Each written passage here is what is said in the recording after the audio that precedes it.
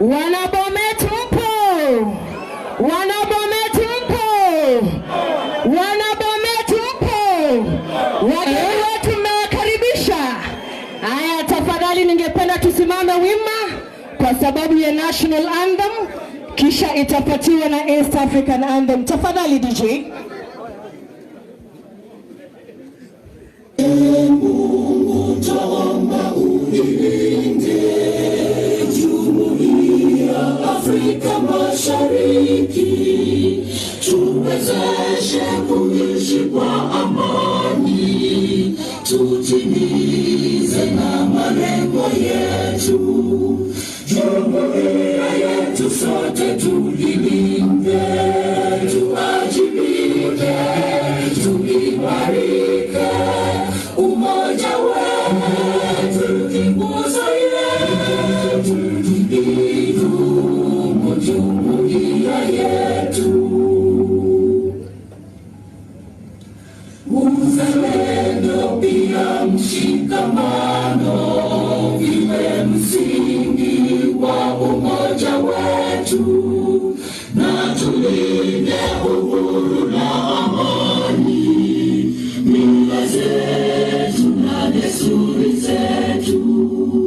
Jumuiya yetu sote tulilinde, tuajibike, tuimarike. Umoja wetu ni nguzo yetu, idumu jumuiya yetu. The Kenya National Anthem. Viwandani na hata mashambani, tufanye kazi sote kwa makini, tujitoe kwa hali na mali, tujenge jumuiya bora. Jumuiya yetu sote tulilinde.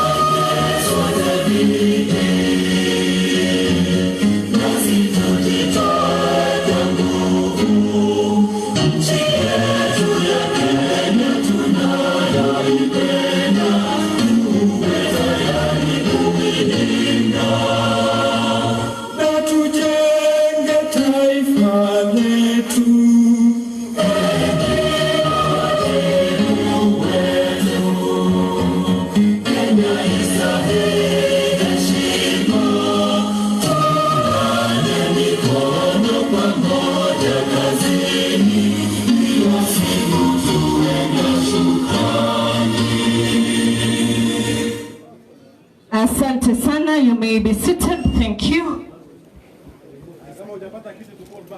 Aya, asante sana. Wata ikondo hiki? Wata barjino. Wata aji? Wapi shangwe? Asante sana, Mutai.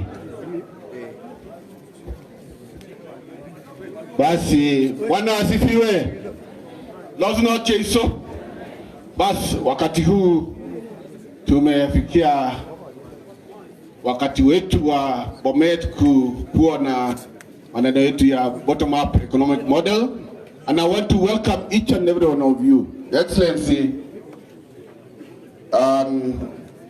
my DVD, Mheshimiwa Mudavadi, Your Excellency, the Governor Hilary Barchok, wageni wote ambao wako hapa. I want us to go to prayer. Nataka wale watu wawili we called upon to pray.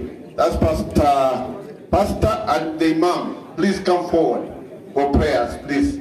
Tafadhali kujeni mbele tupate kutuongoza kwa maombi ili tuendelee na ratiba ama program yetu wakati huu. Tafadhali mpe nafasi, please. Give Imam nafasi na pastor wakuja hapa mbele. Tafadhali kujeni hapa mbele. Unapokuja, mimi naitwa Steven Mutai.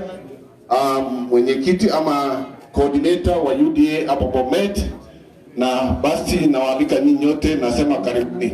Pastor, hebu tuongeze. Hebu naomba wote tuweze tukatoa kofia kwa heshima ya Mwenyezi Mungu na tufunge macho pamoja tuombe. Ewe Mwenyezi Mungu, asubuhi ya leo na kutukuza, ninasifu jina lake. Asante maana wewe ni baba wetu. Umetufundisha ya kwamba kwanza kabisa juu ya mambo yote tuweze tuombe dua, sala, maombi na hata sala za shukrani. Vile tumesanyika katika mahali hapa kwa ajili ya mfumo ya kiuchumi, hii mjadala yenye itaendelea hapa Bomet, chimbo yetu. Tunaomba ya kwamba wewe Mungu utasaidia viongozi wetu wote, maana sisi kama kanisa umetuahidi ya kwamba umetupatia jukumu ya kuweza kuwaombea wafalme, viongozi wa daraja mbalimbali, na kushukuru kwa wana MCS wenye wako hapa, wabunge wa taifa wenye wako hapa, viongozi wa kina mama wenye wako hapa, masenators wenye wako hapa, even governor na naibu yake. Tunakushukuru Mwenyezi Mungu kwa wagombea wote, hata wafiti mbalimbali. Tunakushukuru Mwenyezi Mungu.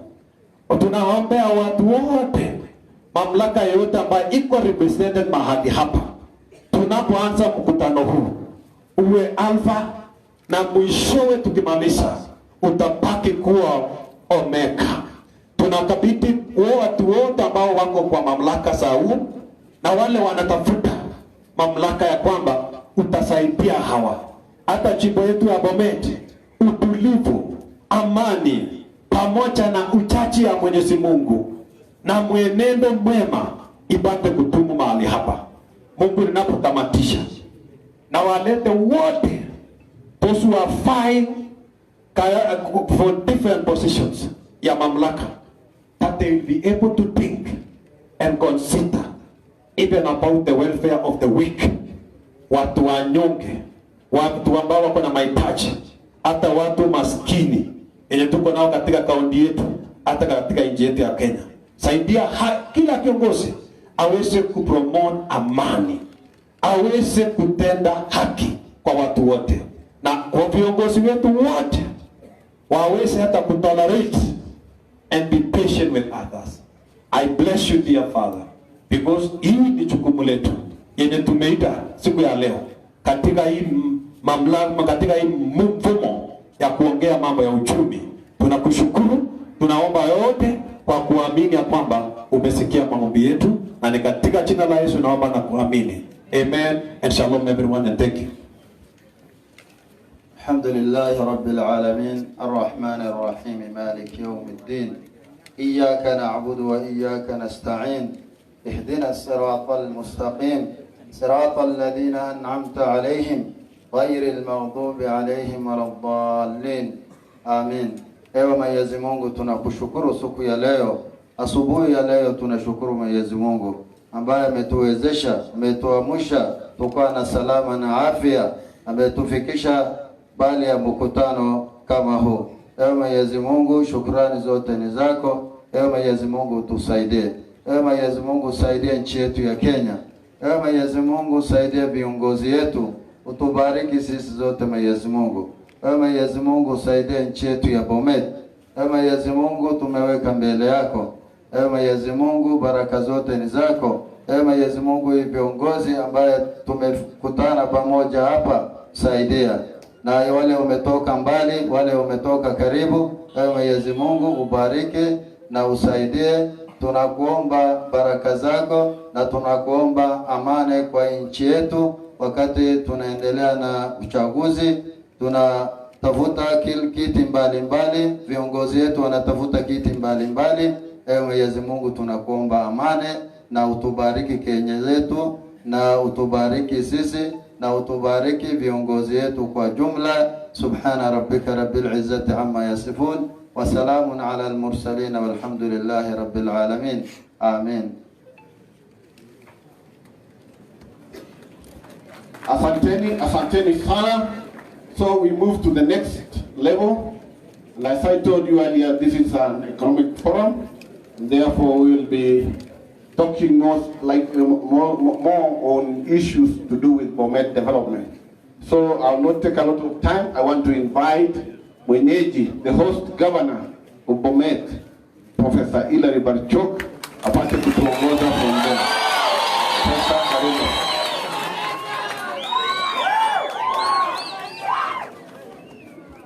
Thank you very much, Mr. Mutai.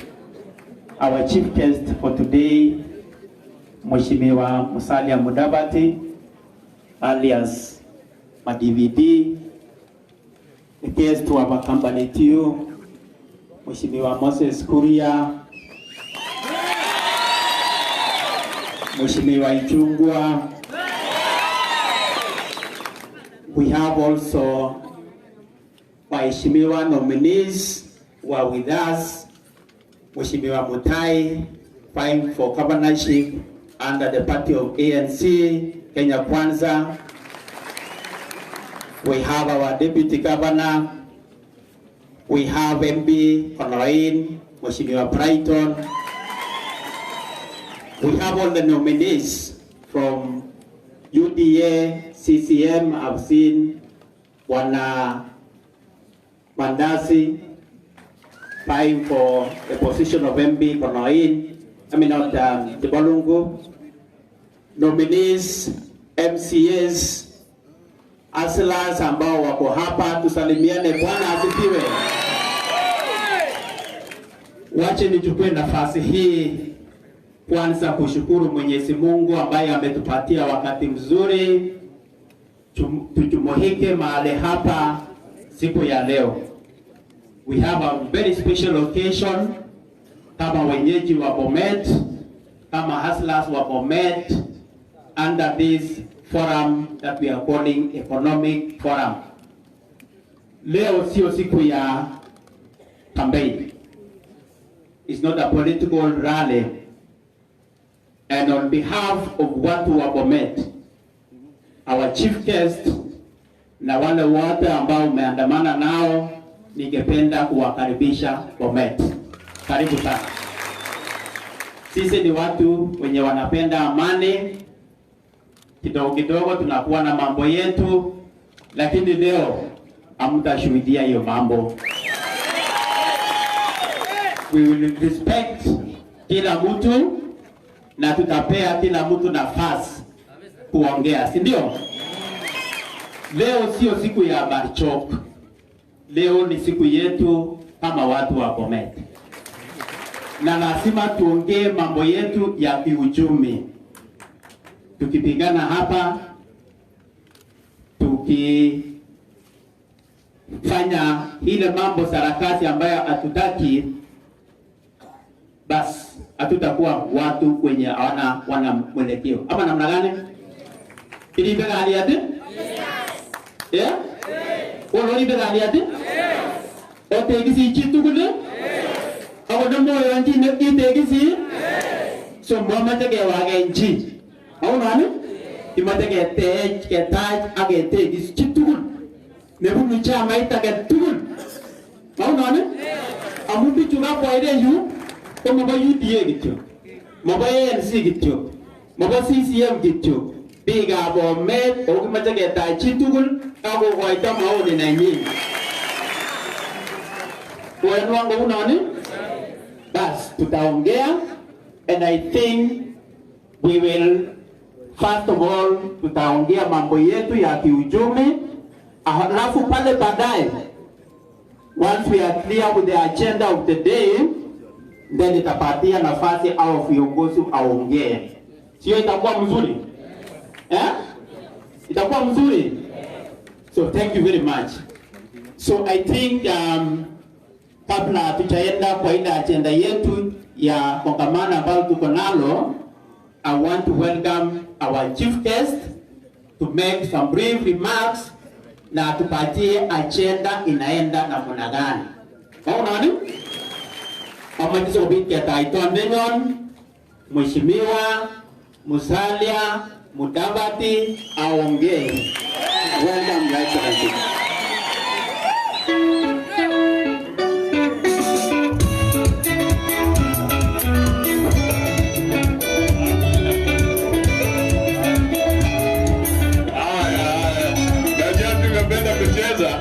Lakini tuvumilie kidogo.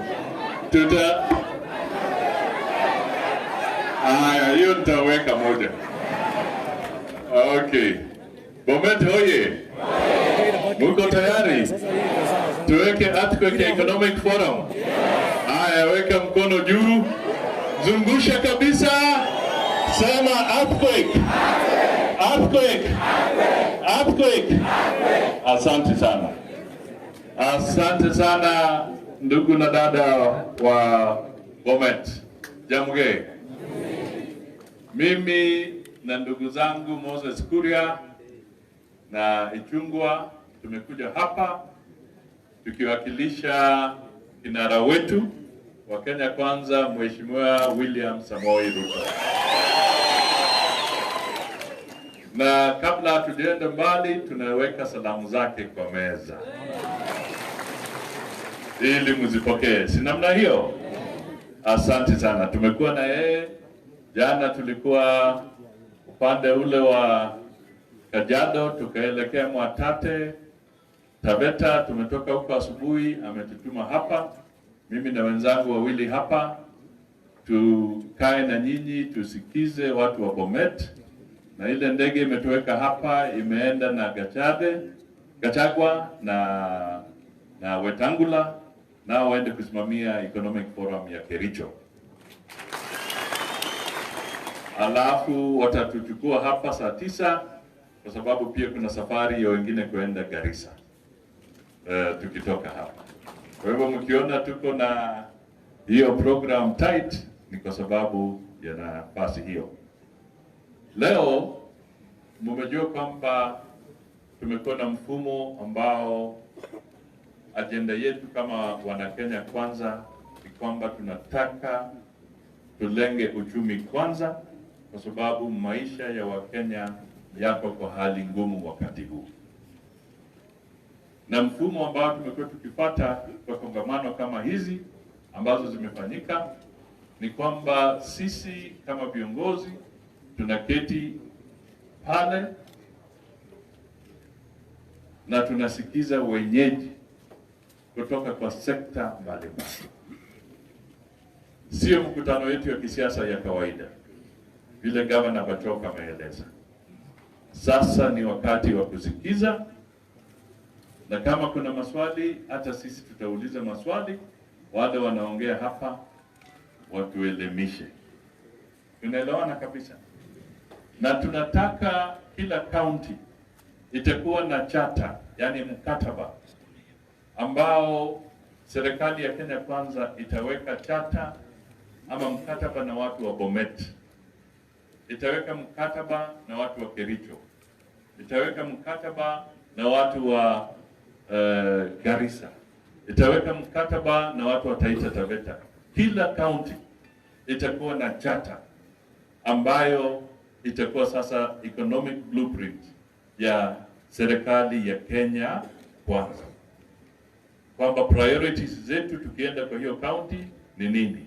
Ikiwa kuna pesa ambazo zinatakikana zielekezwe kwa maendeleo katika sehemu hiyo, ni lazima tulenge zile sekta watu wamesema ni za muhimu katika county yao. Tunaelewana kabisa? Kwa hivyo leo kuna wale ambao wataongoza hiyo, na tukishamaliza, ikiwa bado tuna nafasi kidogo, ndio sasa nyinyi viongozi wa hapa mtatujulisha yale ambayo mengine mnataka muongeze ya kisiasa, lakini target yetu leo ni kupata ujumbe ule ambao unahusu mambo ya economy. Mkiona pahali Mheshimiwa Samoei anazungumza bottom up, bottom up, bottom up. Si namna hiyo? Na sisi kama ANC, kama chama cha kazi, kama Ford Kenya, wote tunasema lengo letu, priority, kile kimetuweka pamoja ni kuhakikisha kwamba masilahi ya Wakenya ndio yanawekwa mbele, uchumi wetu uwe imara, kwa sababu hawa jamaa wametuweka kwa kona mbaya. Na hayo tutazungumza tukishasikia yale ambao watasema hapa. Wametuweka kwa kona mbaya, madeni mazito, taxes ndio hizo, mambo mengi ambazo serikali ya Kenya Kwanza lazima itatatua. Watu wanaumia katika Kenya hii, wanaumia, na sisi juhudi letu ni tuungane pale, ili kura ambayo itakuja tarehe 9 mwezi wa 8 mwaka huu, wakati tunapigia yule ambaye tunataka kiongozi kutoka mashinani awe wa Kenya Kwanza hadi kule juu, tujikomboe. Tunaelewana kabisa, ili tujue tukipiga kura tunapiga kwa nini. Hatupigi kwa sababu ya kabila, hatupigi kwa sababu tunapenda sura ya mtu, hatupigi kwa sababu ni mtu wa ukoo. Hapana, tunapiga kwa sababu sisi wote katika pembe zote, kaunti zetu 47, tunataka tujiokoe kwa hii hali ngumu ya uchumi ambayo tumewekwa na wale ambao wanatutatiza, na siku imefika ya sisi kuwafurusha, na hiyo siku ni tarehe 9 mwezi wa 8 mwaka huu. Tunaelewana? Kwa hivyo mimi ningependa tu bila kupoteza wakati mwingine niwaambie tuko hapa kwa masaa kama up to about 2:30, kwa sababu ikifika 3 hiyo ndege itakuwa imefika na sisi tuondoke. Kwa hivyo tuko na masaa kama 3 hivi, tuongee, tusikize kabisa kwa makini, na yule ambaye atapata nafasi jieleze vizuri kwa pointi yako. Sasa hakuna hadithi nyingi, elekeza mambo yako kwa hiyo point yale unaona, na pia kama una changia vile tunaweza pata suluhisho ni vizuri.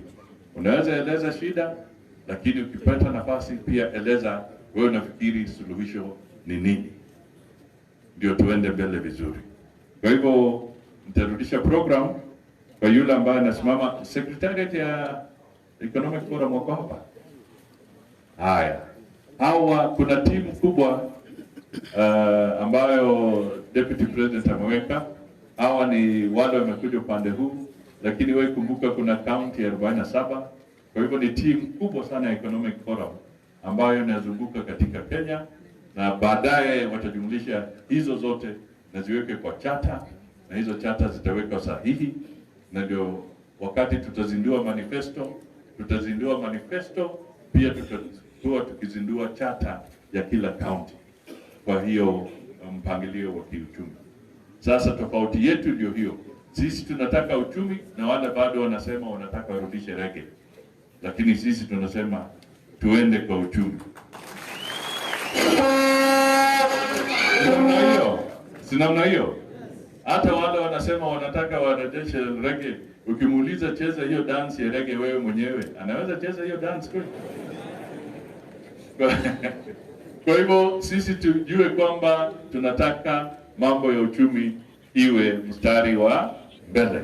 Kwa hivyo nimeona hapa, sijui ni nani, ni Professor Johanna Sigei, kama nataka aseme tu kidogo, alafu aanze utaratibu wa kutuitia wale watanena kuhusu mambo ya economic.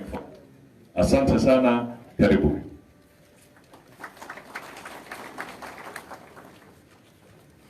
Thank you, Your Excellency.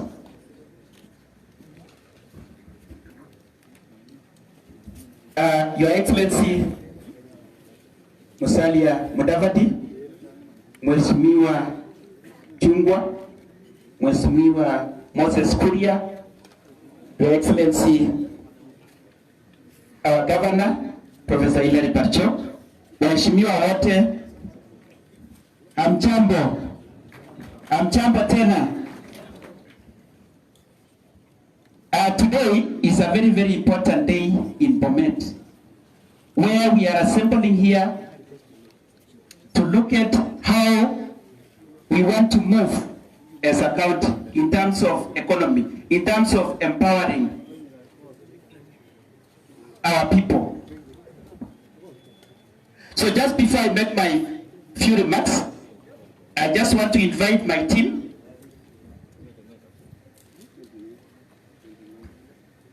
So this is the team that was appointed to collect ideas and package the ideas for a Bomet Chartered. So here with me we have Dr. Richard Rono, we have Choilin Cherono Koskei, we also have Mheshimiwa Mutai and Dennis Cheriot. I think they are busy somewhere. So this is the team whom have been working together for us to be able to get the chartered for our county Bomet. And I believe that today will be the climax. We need those ideas that you have. So Your Excellency, sir, we have got a number of presenters who will be able to represent us in various sectors of agriculture, of dairy, and so many other businesses. And we also need information from all of us. So Your Excellency, sir, this noble idea of bottom-up would have been there 50 years ago. I believe we could not be where we are in terms of depth, in terms of infrastructure, and in terms of development. If we had empowered our people from the beginning, we could not be where we are at the moment. And this is a noble idea that needs to be patented. I think bottom-up model needs to be patented so that it cannot be copied by anybody else. Your Excellency, sir, Bomet County is very rich in agriculture. We have tea, according to our survey, we have got tea which occupies 42% of our economic activities in Bomet. But Your Excellency, these are tea farmers, but they gain nothing out of the tea farming. Well and good, our input, our output of that tea supersedes, almost balance up with the input. So at the end of the day, sisi ni wakulima wa chai, but we don't get anything out of it. Your Excellency, there will be presentations on that sector, and they also feel that the input parameters for this sector is too high. It is unmanageable and uncontrollable. And after the high input, Your Excellency, before the tea gets to the port of Mombasa, there are so many people in between who are the beneficiaries of this tea other than the farmer. Your Excellency, dairy farming also became the second part of our economic activity in Bomet. Your Excellency, our farmers are getting prices of 30 shillings per liter. Currently, Your Excellency, we are buying a bucket of liter costing 70 to 100 shillings. Half a bucket of liter, where you have also removed the grease and you have removed so many other products. It is now 70 shillings per liter, but the farmer gets only 35, whereas the input to this dairy farming is extremely high. And the Kenya Kwanza government, we are expecting that these sectors needs to be regulated so that the farmer down there can benefit from the farming that we are doing. This is a very rich agricultural region, but we get very little in terms of that. Your Excellency, if you look at the feed products, it is so exorbitant that the amount of food that the cow takes and the amount of milk you get out of that cow cannot match. So our people, Your Excellency, was requesting that if we could also zero rate some of these taxes on the animal feeds, it will be able to help us, to help the farmers to produce enough milk that they can be able to package and be able to sell and be able to get the money that corresponds to their input. Your Excellency, this county have a lot of agricultural products. We also do not have manufacturing sector. And this, as well as, Your Excellency, have a lot of brains.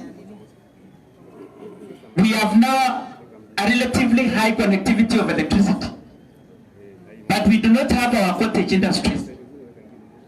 And I'm sure the Kenya Kwanza government, with the partnership of the international community and our other private partners, will be able to provide these facilities to this county so that our products can be manufactured within and even branded Bomet. Ukiona maziwa ya Bomet, unajua naenda supermarket in Mombasa to buy ile maziwa ya Bomet, ama ile maziwa ya Kisii, ama ile maziwa ya Kericho, then you can have a choice. So Your Excellencies, these are some of the commitments and some of the issues that we have already been able to pick from our farmers and from our people. Your Excellency, our Mama Mboga pays a lot of taxes. We have not modernized our markets. We still need a lot of modernized markets. Modernized markets so that we can always be able to have Mama Mboga selling our products in a very conducive environment. In fact, we got very interesting suggestion from people, which makes a lot of sense, that our market should always encompasses our parking area, so that wale wengine wako na chai, wako na gari,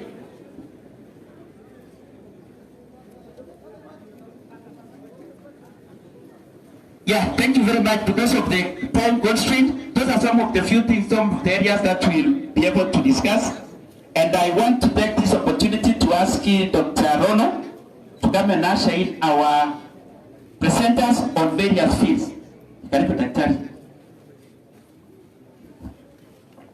Asante sana pesa, wageni wetu wa heshima na wageni wote wa heshima, tunawakaribisha kwa moyo mkunjufu na furaha.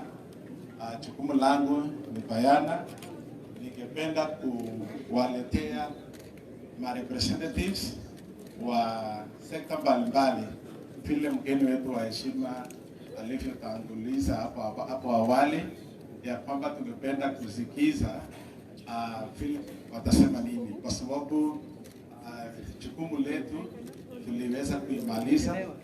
Tulitembea kila sehemu ya Bomet, kila subward katika ile kutekeleza utafiti tuliopewa ama maagizo tuliyoyapewa na ile job pool iliyoandaliwa na fifth president ikiongozwa na Professor David B wakiwa pamoja na Agustin Cheriot ambaye ni mkaaji wa Bomet. So kati wetu kuna farmers vile professor wamesema, kuna wale wawakilishi wa sekta mbalimbali, naweza kuwaita hawa moja baada ya mwingine. Na mheshimiwa mgeni wetu wa heshima, kwanza kabisa ningependa kuita mkulima hodari wa maziwa ambaye kuna experience na ataweza kueleza vile experience yake katika sekta ya kilimo ambayo inaitwa dairy. Bwana Chief Kevit, karibu sana. Hebu tumkaribishe kwa makofi.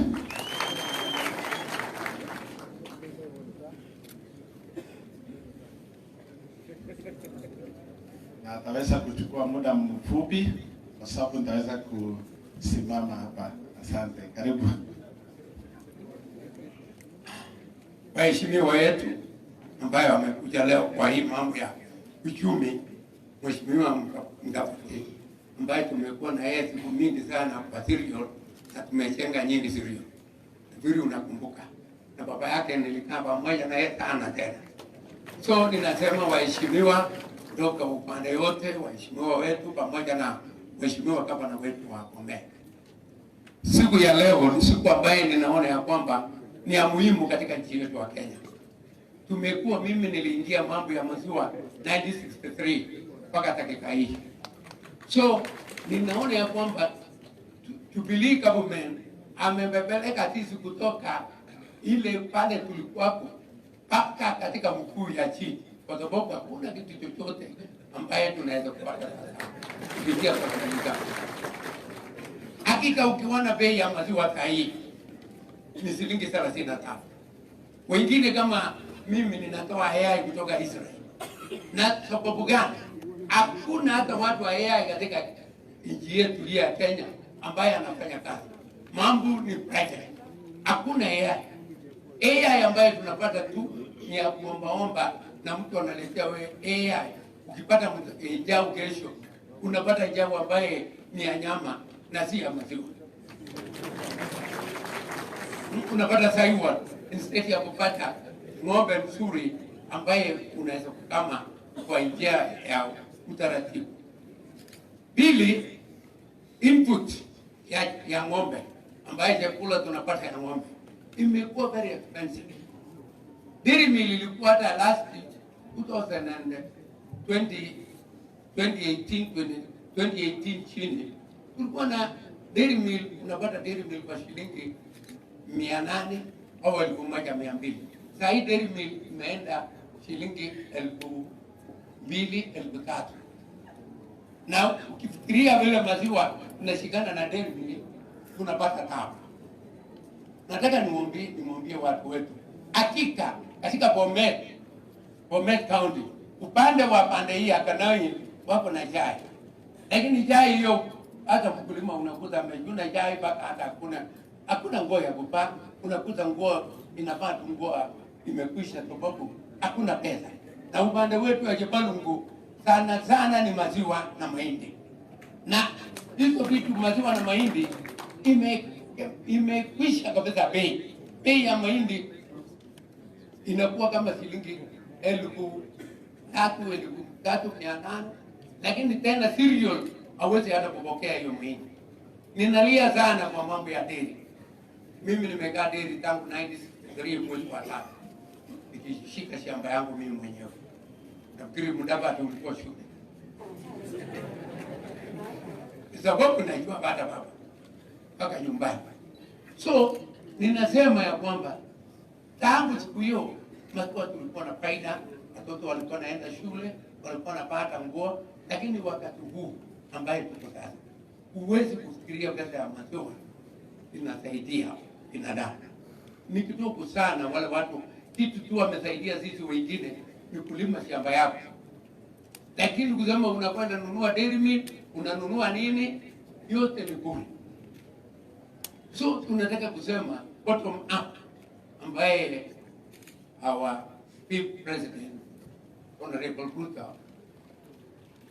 amesema ni kitu ya maana kwa wakulima.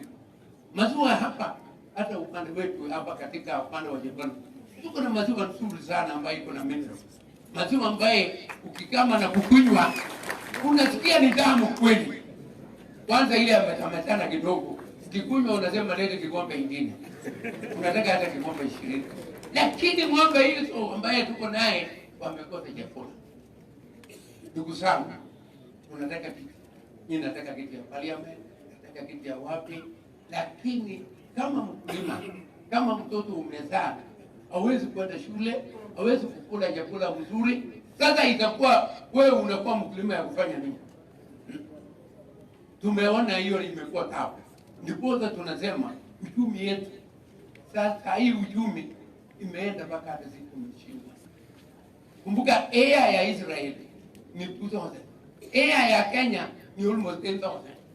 Na hiyo ni ya ng'ombe ile ya kienyeji. Hakuna watu siku wanakimbia kutafuta ng'ombe ya wale wakulima wakubwa. Anatoa AI kwa dume. Na hiyo dume hujui kama iko namna gani. Lakini ni shilingi karibu 9,000. Tumeumia. Hakika kama watu wanajua, especially watu wa serikali ya Jubilee, anajua kwamba amekata sisi singo, amekata wakulima singo, ningefikiria wangejua kwamba tumeumiza wakulima katika Kenya. Sababu kama mtu unaitwa mheshimiwa na ukanakuta watoto wako wanaenda shule, mkulima watoto wanaenda shule, hiyo ni ukweli. Amekosa kila kitu. So tunataka watu wa veterinary katika nchi iandikwe si private. Siku hizi wote ni private. Mtu naingia na kuuliza pesa. Lakini mbeleni Tulikuwa na watu wa veterinary ambaye anakuja weka ng'ombe yai na kumwambia wewe pesa yake, au kupika sindano kumwambia pesa yake ya sindano, lakini si ya kusema ya kwamba maziwa imekuwa kitu ambacho maziwa ni chakula. I know it what. Na nimekunywa maziwa tu. Na hata ukiona vijana wengine ukikaa wale ambao bado kula maziwa, huwezi hata kusimama hapa kwa sababu umekunywa pombe mpaka mwili unakuwa mbaya. So naomba mandugu zangu ambaye wanataka kiti, tunaomba Mungu abariki Kenya na kupatia sisi president ambaye atafikiria wakulima na kufikiria watu wa Kenya wote. Tunaomba Mungu hayo. Hata ngao nani anataka kiti gani, lakini tunajua kiti inatolewa na Mungu. Wakati moja tukisoma, nimeenda huko nimeona ile watu wengine walikuwa naomba, anasema nimeomba vile Salamu alichenga mambo ya kanisa. Na nikifikiria sasa hapa, huyu tunafikiria ni kijana, lakini hata Mungu alienda kutafuta David ambaye alikuwa mtoto anachunga mbuzi ya Jesse na kupata alikuwa president ya nchi ya Israeli. Kwa hivyo tunataka leo mtu ambaye anajua nini ni nini, si wazee kama sisi tunaenda huko kusema tumetosheka. Nimekuwa council miaka mingi, nimekuwa chairman, nimekuwa CEO, keve. So nataka vijana ambaye kama huyu Ruto, mimi najua yeye ni kijana, aende hiyo ni siasa, lakini si siasa. Mimi nataka watu wale ambaye nakwenda kusaidia sisi kujua ng'ombe itakula chakula na aina gani, ng'ombe italeta maziwa na aina gani, maziwa yake tutalete, mkulima atapata pesa ngapi, yule mtu amechuna jai usiku, inachuna jai usiku anapata nini. Iko mtu mmoja ameimba hapa, sijui kama hata mtapata ungekuwa hapa, anasema ukienda wale watu anachuna jai, hata ukioa msichana ya kuchuna jai unasikia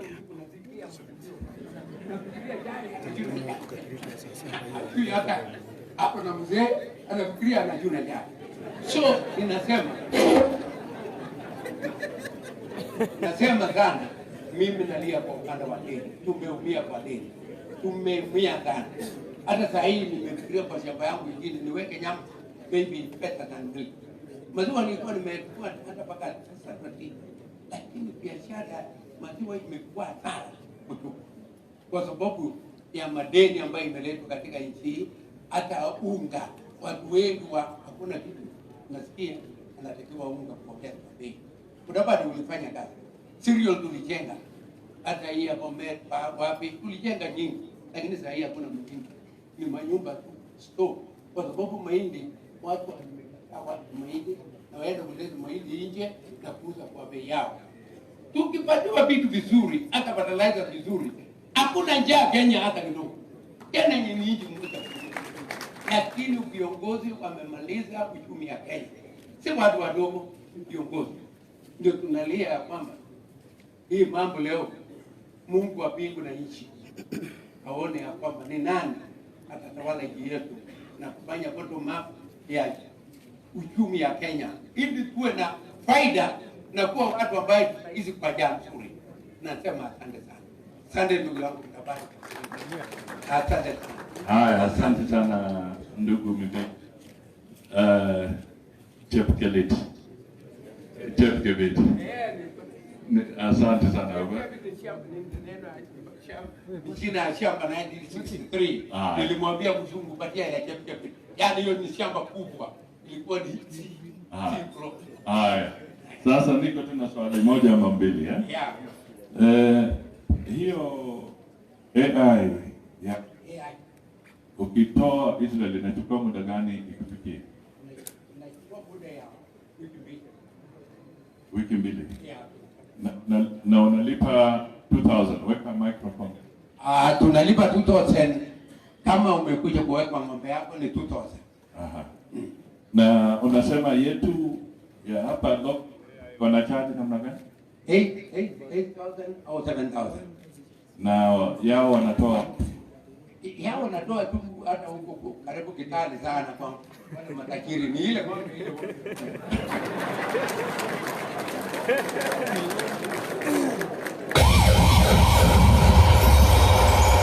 Hata ya Bei ya Holland tumetumia air ya Holland inachukua kama lakini yetu Aha. Okay. Kwa hivyo wewe ungependekeza namna gani kwa hii mambo ya AI services? Napendekeza kusema kweli wakati huu AI ya Kenya hata kama hakuna AI, hakuna dume, ingependekeza ya kwamba kama inawezekana tuwe na AI hata kwa wakati kidogo tupate hizi ng'ombe nzuri, kwa sababu unajua kama ng'ombe ya Israeli inakamuliwa per day 110 liters. Nimekuwa huko training. Then 110 liters. Na tunajaribu hapa kupata ng'ombe mzuri ambaye tunaweza hata kama ni kidogo ni 60-70. Haya. Na kwa mambo ya maziwa, wakati mnatoa marketing mnasema mnalipwa 33 shillings per 33 shillings. Lakini wale watu yuko na mambo yao ni tofauti. Hata mimi nimefanya yangu biashara yangu tunauza 60, lakini bure watu wengine ni 33 20. Namwambia ukweli. Na wewe unaona bei nzuri kwa mkulima ni karibu hiyo 60. Kama 60 70 naweza hata kusaidia. Aha. Asante. Sijui kama wenzangu nataka kuuliza. Si aulize.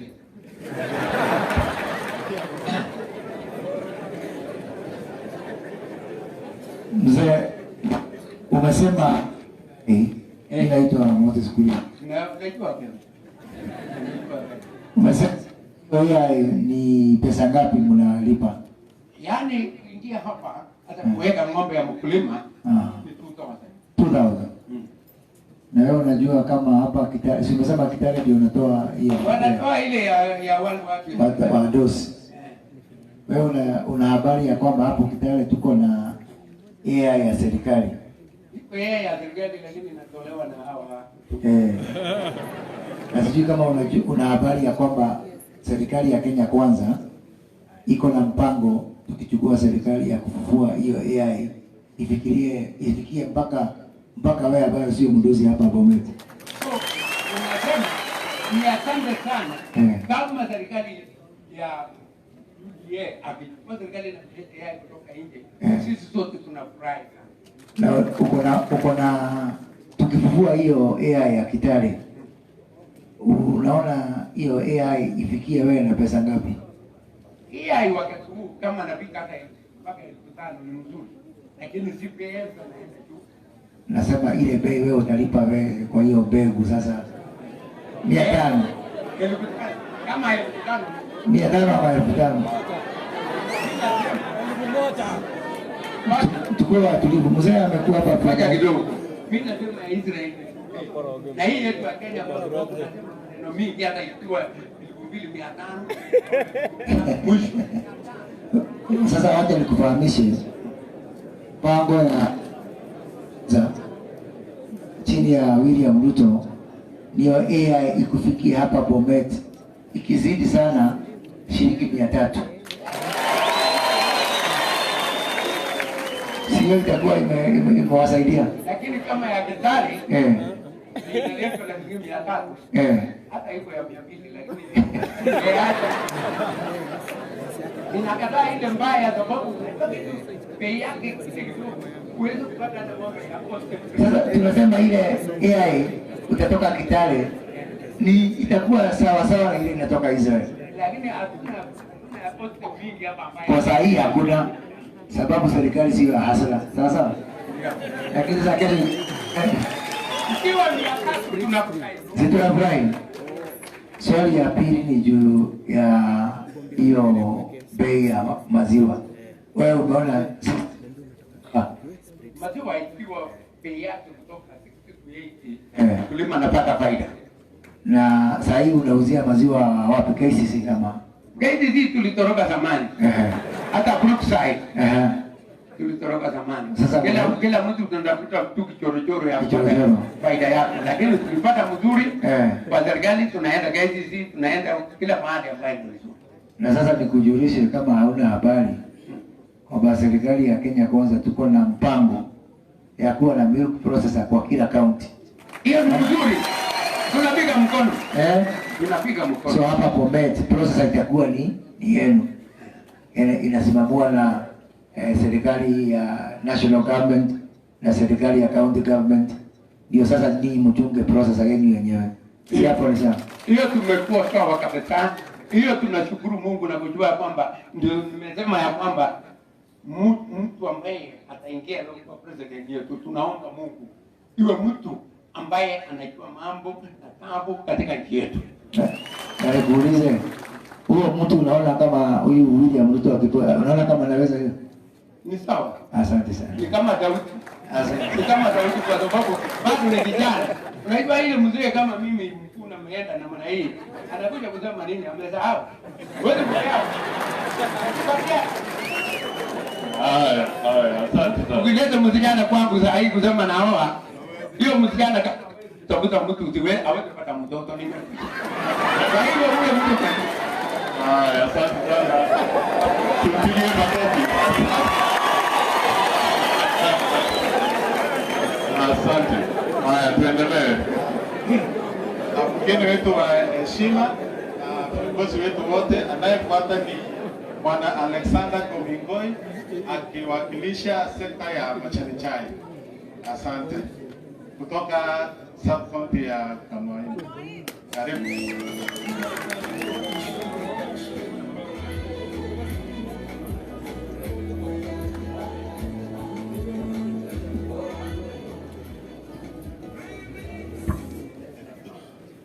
Right, thank you sana.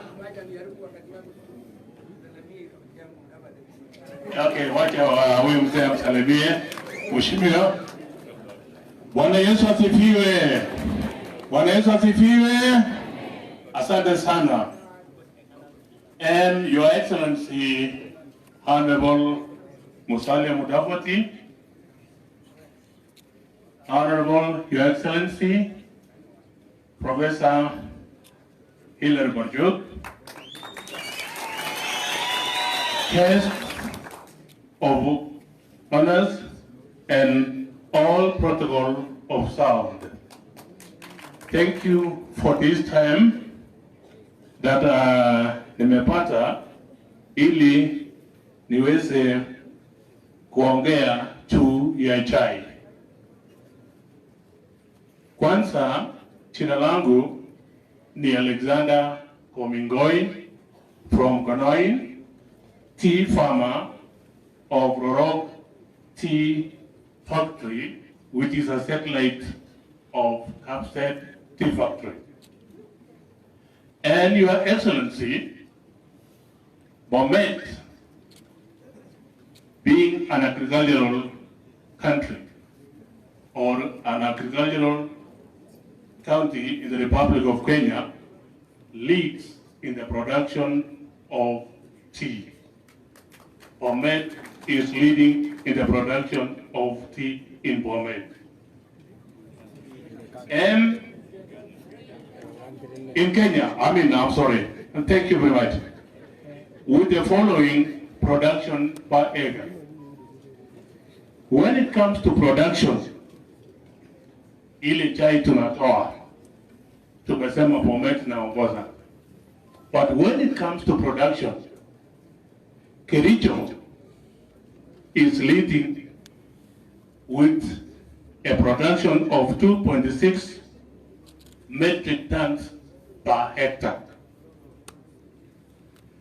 followed by Nandi, which produces 2.2 metric tons per hectare. Bomet is number 3 with a production of 1.9 metric tons per hectare.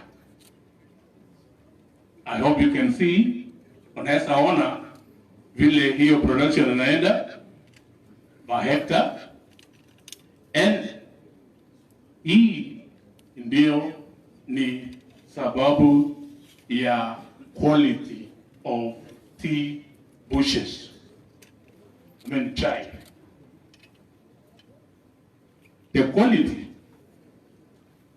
of tea bushes in Kericho, or the clones which we grow are better than the clones that we grow in this area. This one, now you can see, we have a bigger volume of tea in Bomet, but with low production.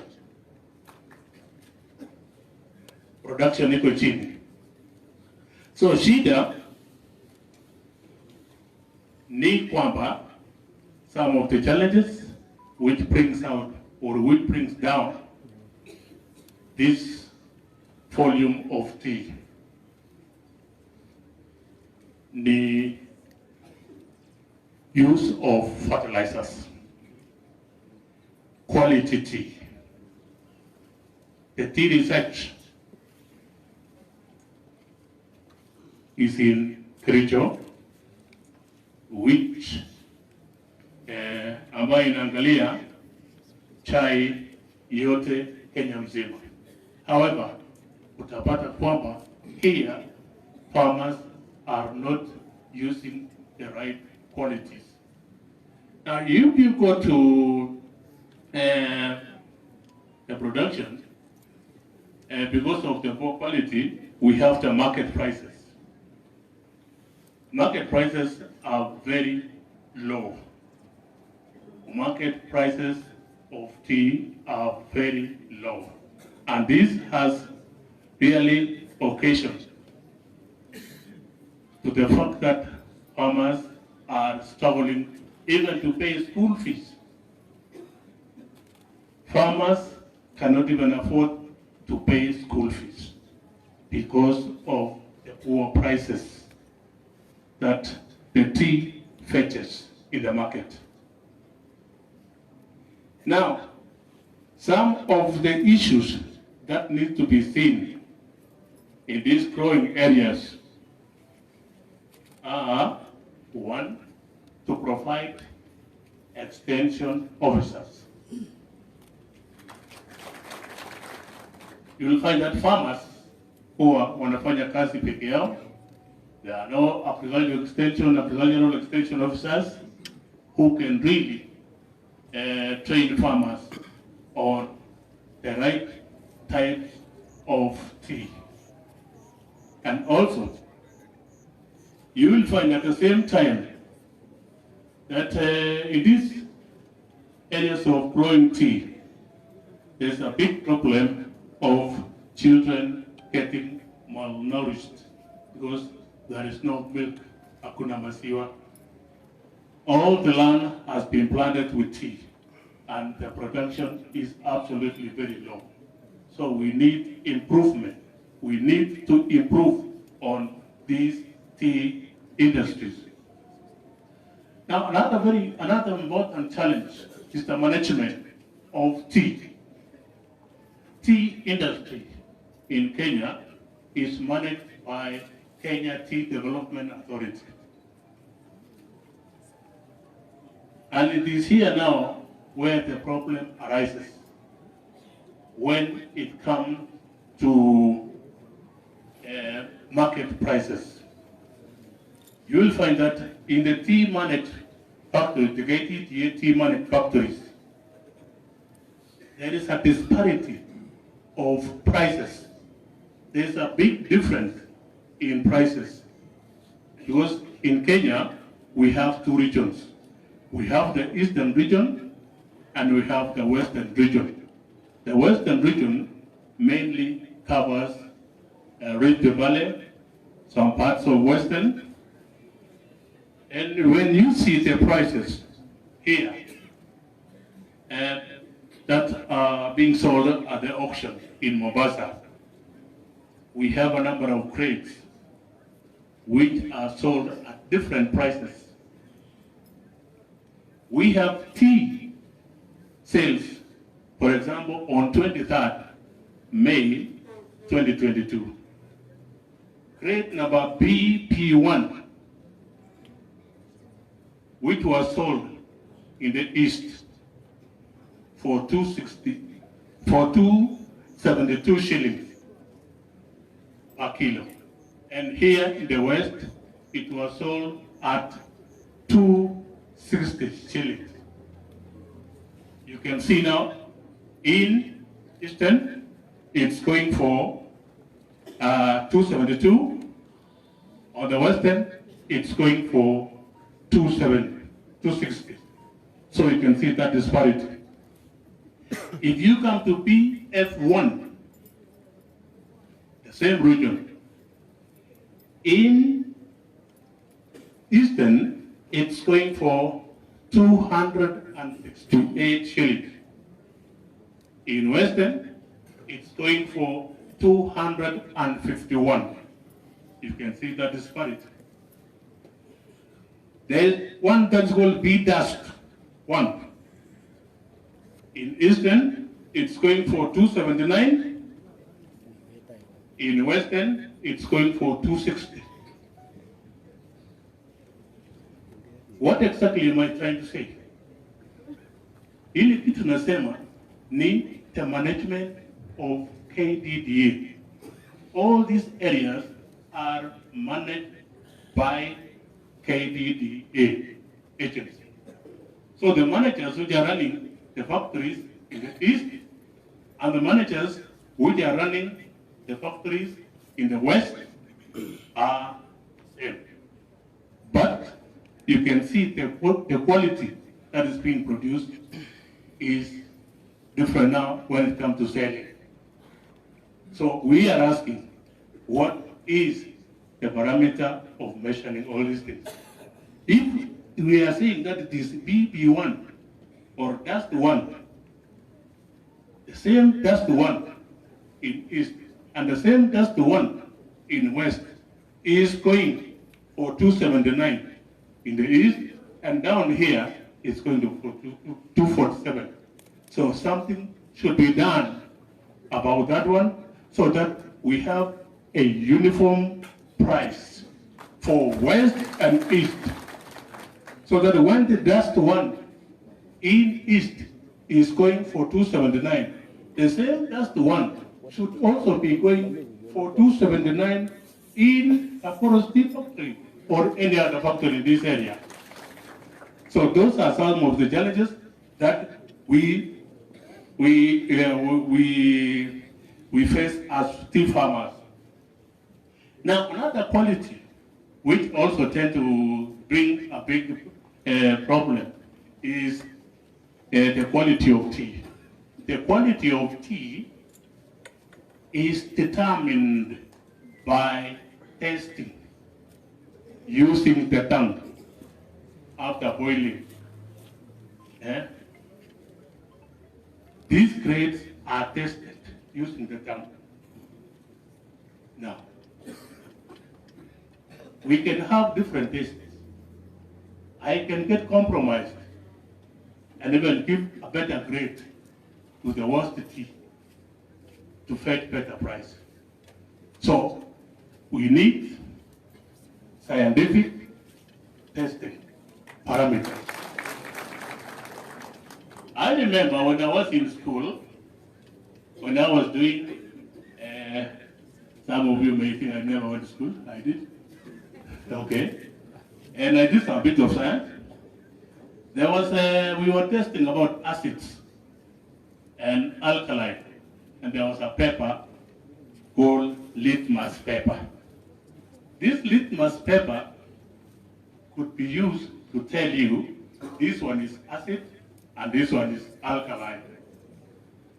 So I'm of the opinion that we should also use scientific method to give us a general quality of tea across.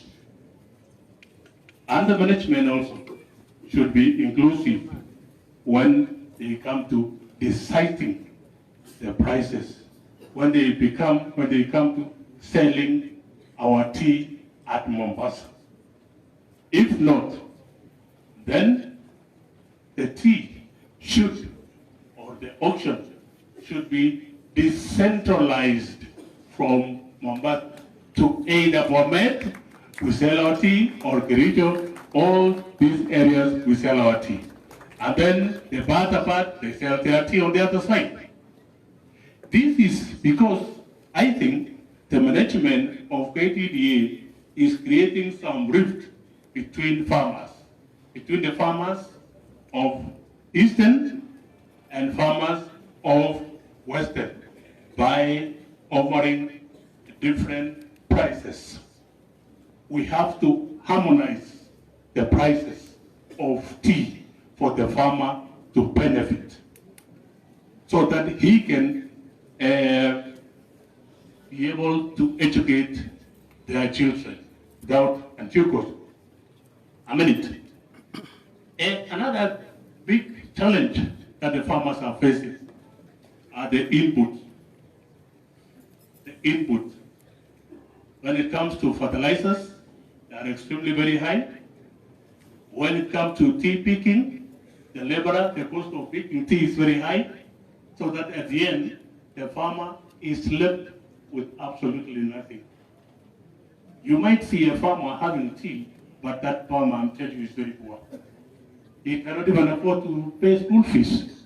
And for your information, through statistics, it has been confirmed or found out that the children who are normally sent home, not just for this matter, that is what teachers say they send the children home to look for fish, are mainly those from tea growing areas.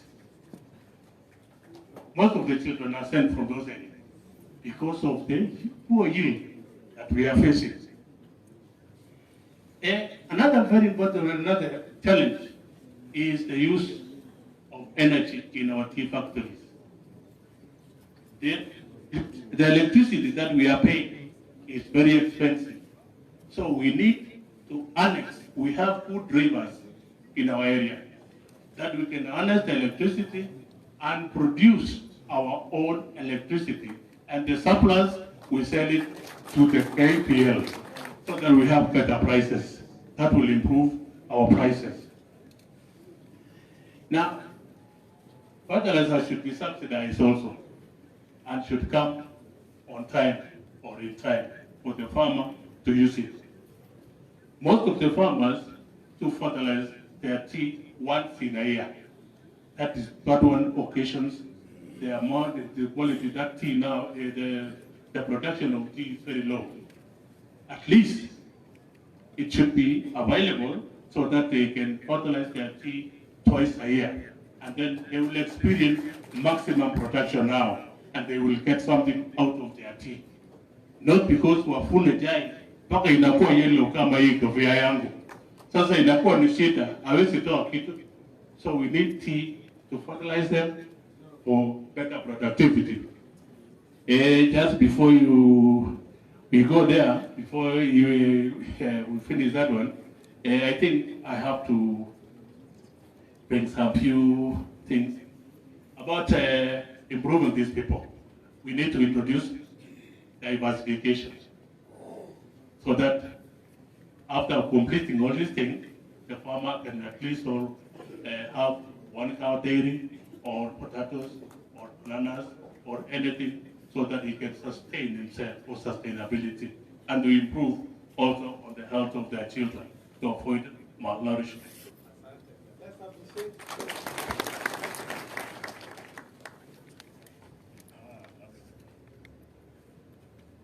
Asante sana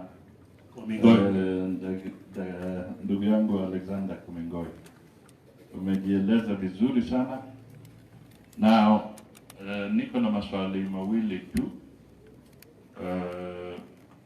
Kwanza, wakati waziri wa kilimo Bwana Kimunya alipokuwa akitembea akisema anaweka reforms kwa sekta ya majani chai, ulipata nafasi kujadiliana na yeye ama kukuwa na public participation vile tunafanya saa hii, ama na zile reforms alisema aliweka, wewe ukipima zimefaidi ama hazijafanya chochote?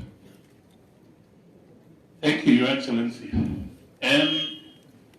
For sure, I fully participated in the whole process, and some of the reforms most of the reforms were very positive and were very good. The biggest problem that we have now is that we have talked about the brokers somewhere there, the cartels between the farmers, the middlemen, and all these things. They have got to block those reforms, and they have not been implemented fully. Kwa hivyo unaona kwamba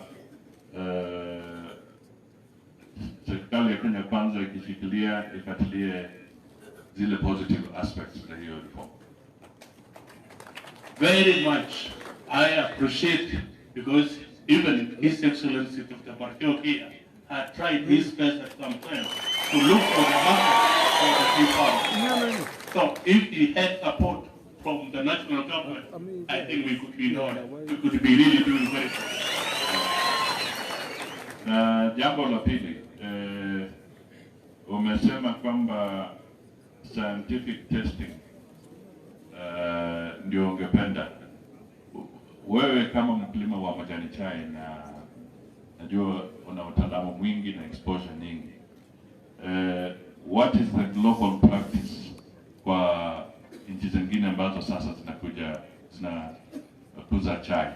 Kwa mfano ukienda upande wa India ama Ceylon ama nini, sasa mambo ya testing chai iko namna gani? Well, to that effect, you will find that I've brought in the issue of that scientific testing, because it tends that the quality of tea being tested by some few individuals is compromised. But globally, you will find that those who are managing tea, or if they test it, it goes across. The BD one or the grade one price is all across. So the problem here is a bit getting compromising these issues. Kwa hivyo wale wanafanya testing, wale wa kumeza na kuonja alafu wanatupa kidogo nje. Yes. Wewe unafikiri hao wamesalamiwa na mtu fulani? I think so. Ni kama wale watu wanakunywanga busaa, kuna wale wengine wanapenda ili imechacha na kuna wengine wanapenda ili iko kali sana. So wanaweza kuwa wanapenda hii. Yeah. To find out the quality. Okay. Alafu tena nikuulize tu kwa kifupi. Kwa sababu hapa kwa Bomet na Kilifi pia kuna zile makampuni kubwa kubwa ambazo pia zinakuza majani chai. Tuache ile ya KTDA. Ushawahi kujua quality ya hizo estates na quality ya KTDA iko namna gani? Ile inatoka hapa Bomet, kuna labda James Finlay ama kuna Unilever, na kule kwingine pia kuna wakina Sasini, hata huku Sasini iko, kuna Unilever huko kwingine, kuna Kakuzi. Sasa hiyo chai ukipima wakati mnaenda kuangalia, is it the same quality? As for the big estates or these plantations, they are still like the Finlays and all these, they have direct access of their produce. They have direct to their markets abroad. That's where we sell this thing. So their markets are always direct. But as for these other private factories, you will find that even the prices, the quality of tea that we pick, we are supposed to pick 2 leaves and a bud. But for most of these companies, you will find that at least we pick about 3 leaves and all these things. So their quality is not comparable to KDDA. KDDA is higher. Yet the tea from these private companies are sold fast, I don't know. Aye, asante sana. Thank you for your advice and knowledge. Sijui kama kuna wenzangu wanataka kurusha maswali. This may be a very rare opportunity. Aye, asante sana. Wamesadiki. Thank you very much. Aye. To appreciate a round of applause Bwana Komikoi. Anayefuata ni mwakilishi ya wamama Betty Chepkorir. Tumkaribishe kwa makofi. sisi women rep, yani kwa sekta ya biashara na ile kazi zote za wamama. Asante. Kwa majina naitwa Betty Chepkemon kutoka wadi ya Kembu, kaunti ya Bomet. Bwana Mheshimiwa Mudavadi, Mheshimiwa Moses Kuria, Mheshimiwa Chungwa, na Mheshimiwa Bakchok, amchango nyinyi wote. Bwana Yesu asifiwe. Mimi naongea kwa niaba ya wamama. Kwetu tuko shida sana, hasa sisi wamama. Wamama iko aina tatu. Iko mama mwenye ameolewa na mzee, labda mzee tena ana kazi. Ya pili, iko mama yule bwana yake ameaga, anaitwa mchane. Alafu ya tatu, iko mama single mother mwenye labda alioleka na akatoroka kwa boma yake ama yeye alifukuzwa. Sasa wacha nianzie mama. Tulia. Wacha nianzie mama. Sasa sisi wote ni mama, lakini tunapita changamoto mingi sana. Sababu ukipata huyu mama mwenye ameolewa hapo na mzee, huyu mama hata kwetu barabara ni mbaya sana. Sasa Bwana Mtakati, ukienda umwambie Kipchiti, njia ya Bomet ni mbaya sana. Hata Bomet East hatuna lami hata moja. Ni kidogo tu yenye juzi tumebea, lakini sijui mbona inakwama. Sisi kama sisi ndio tufike soko ni punda. Hata mpaka saa zingine najiuliza, mimi labda nimesonga kidogo juu nilikopa loan nikasonga, lakini saa zingine nikienda mzigo unabeba kwa gari. Hiyo mzigo ni ngumu sana ifike kwa soko, sababu barabara ni mbaya. Inaenda alafu ikifika kwa soko kesho unakuta gari tena inaharibika, unarudi tena kwa garage. Sasa badala ya wewe uongezee ununue gari nyingine, hii moja inakusumbua, inaharibika. Kitambo unaliza leo na una kitu. Tena kitu ya pili ni huyu mama sasa mwenye hapa na mzee anatembea na punda. Mpaka usiku nikipatana kwa njia najiuliza, huyu mama anatembea kutoka Sogo mpaka Chebunya soko. Sijui hiyo ni kilomita ngapi? Alafu sasa huyu mama akifika nyumbani iko mzee anangojea yeye. Mtoto anangojea yeye. Tena ukifika nyumbani mzee anataka haki yake.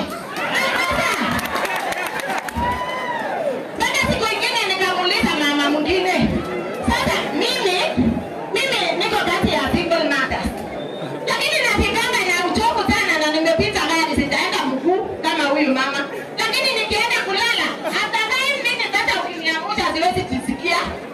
Lakini huyu angefika nyumbani mzee yako hapa, mtoto anataka nyonya. Sasa huyu mama mwambie Kipchiti aone huyu mama kabisa. Kitu kingine ya tatu ni huyu mama anakaa town. Mimi nakaa town nyingine kadogo inaitwa Kembu. Lakini hiyo town iko vitu mingi. Maisha ni rahisi lakini ni expensive. Sababu nini hii? Huyu mama anaenda yani na hapo na watoto. Alisalisha na mwanaume lakini hakuna mwenye anali yeye. Sasa huyu mama hapo na watoto lakini ile kitu anakumbuka tu kwenda kufanya ni aende town atafute mwanaume ya mwingine ndiye apewe shilingi 50. Lakini siku hizi wanaume wanakopa. Huyu mama sasa anarudi nyumbani akiwa amekopesha, hakuna sasa kitu huyu mama anapelekea watoto. Sasa nilikuwa nataka niwaambie nyinyi wanaume wakome. Msiwe nyinyi ndio mnakopa. Pea pesa sasa ile mumeelewana.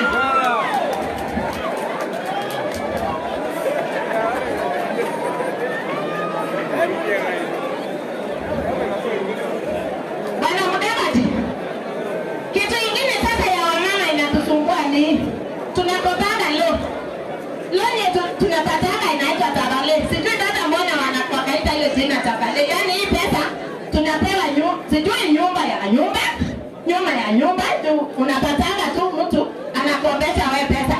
Akikukopesha 1,000 unapea shilingi 200 yake profit. Saa hiyo. Sasa anakupea shilingi 800, hawezi pea wewe 1,000.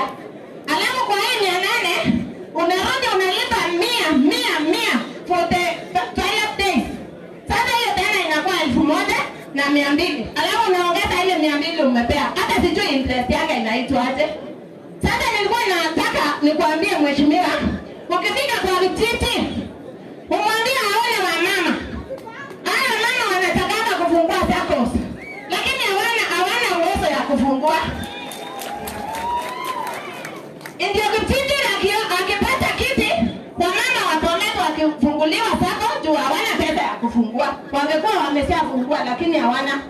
Ndio unaona hata wamama wapoleto waliamua kuchagua msichana mdogo Ruto. Ndio Ruto ana budget mingi. Sasa akasema huyu ndio atamaliza shida za wamama. I think kitu kingine ni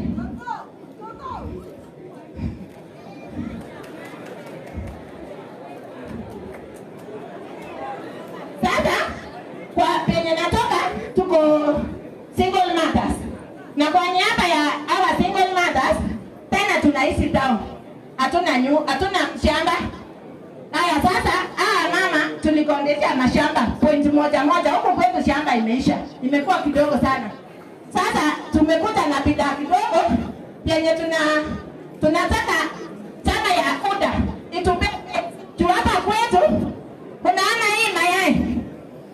Nimekuta na haya mayai tu kwetu ndio mtoto asome, ndio mzee akule, ndio huyu mtoto akule, tunasurvive na kuku.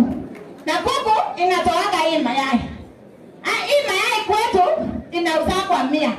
Sijui chama ya UDA itanunua na bei gani?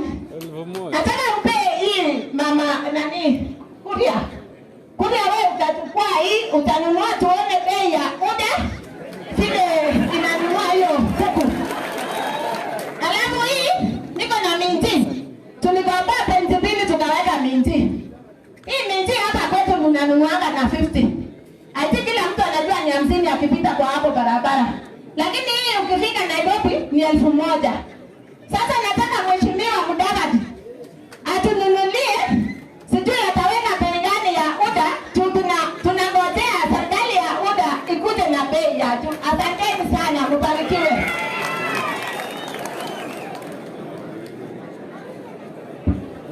Haya mama, umejitetea kweli kweli. Nataka tu asante sana, nakushukuru. Karibu. Nataka nirudie tu ule nakopa ule Shiloh. Unasema ukienda kuchukua 1,000, ukichukua 1,000 anachukua 200 yake saa hiyo, anakupea shilingi 800. Alafu unaanza siku hiyo. Lakini kwa record anasema umekupatia 1,000. Kwa record amekupea 1,000. Lakini saa hiyo anasema anachukua faida ya interest yake sasa shilingi 200. Anakupea shilingi 800. Alafu tena ulipe siku 12 fululisho 100. Hiyo ni 1,200. Alafu unaongeza ile 200 alikuwa akichukua. Ni kama akikupea 1,000 unalipa 1,400. Kwa hivyo faida yake ni shilingi 400. Shilingi 400. Shilingi 400. Ngapi? 1,200 plus 200. 600. 600.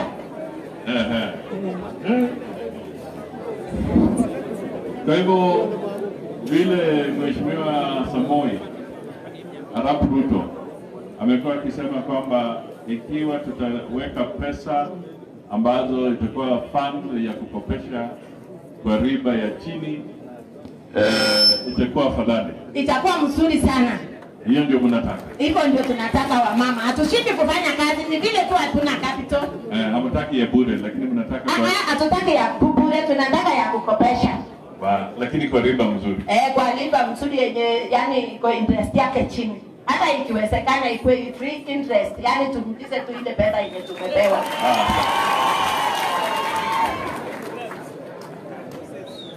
Mama, na maswali 3. Karibu. Sasa hii mayai ni ngapi? Hiyo mayai ni 12. 12.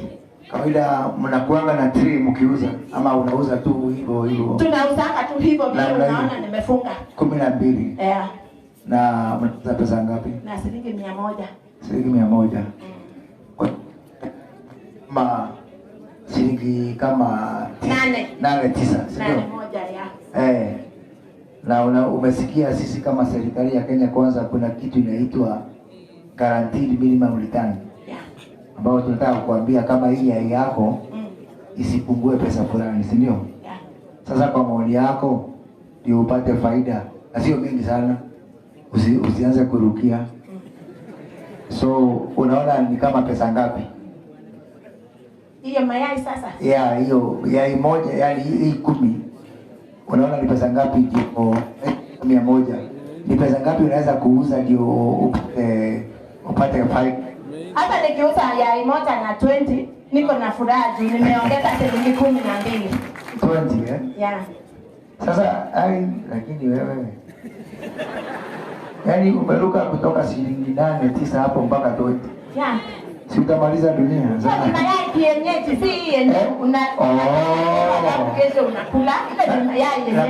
Na kama ni ile nyingine ya broiler sasa hiyo itakuwa. Ile nyingine sasa tulishindwa kufuga, tukipeleka kwa market inakosa market na wanakataa. Okay. Sawa. Kitu ya pili, na Mheshimiwa Madividi amesema wewe umepata habari kwamba Hasra amekomiti ya kwamba wana fund shilingi kama milioni 50 kwa kila constituency. Yani Bomet Central hapa 150 million, Bomet East ingine 150, hata pale Konoin Soti ya kupea mahasla ndio tutoke kwa mashailo. Hiyo itasaidia itasaidia. Hiyo itatusaidia sana ndio hata siku ya leo nimefurahi tu. Mimi ni hasla wa chini. Sasa hata sijawahi ongea juu mbele ya watu wakubwa, lakini hii chama ya hasla ama hii serikali ya hasla ni mzuri sana. Mpaka leo mimi naongea mbele ya Mheshimiwa Mudavadi.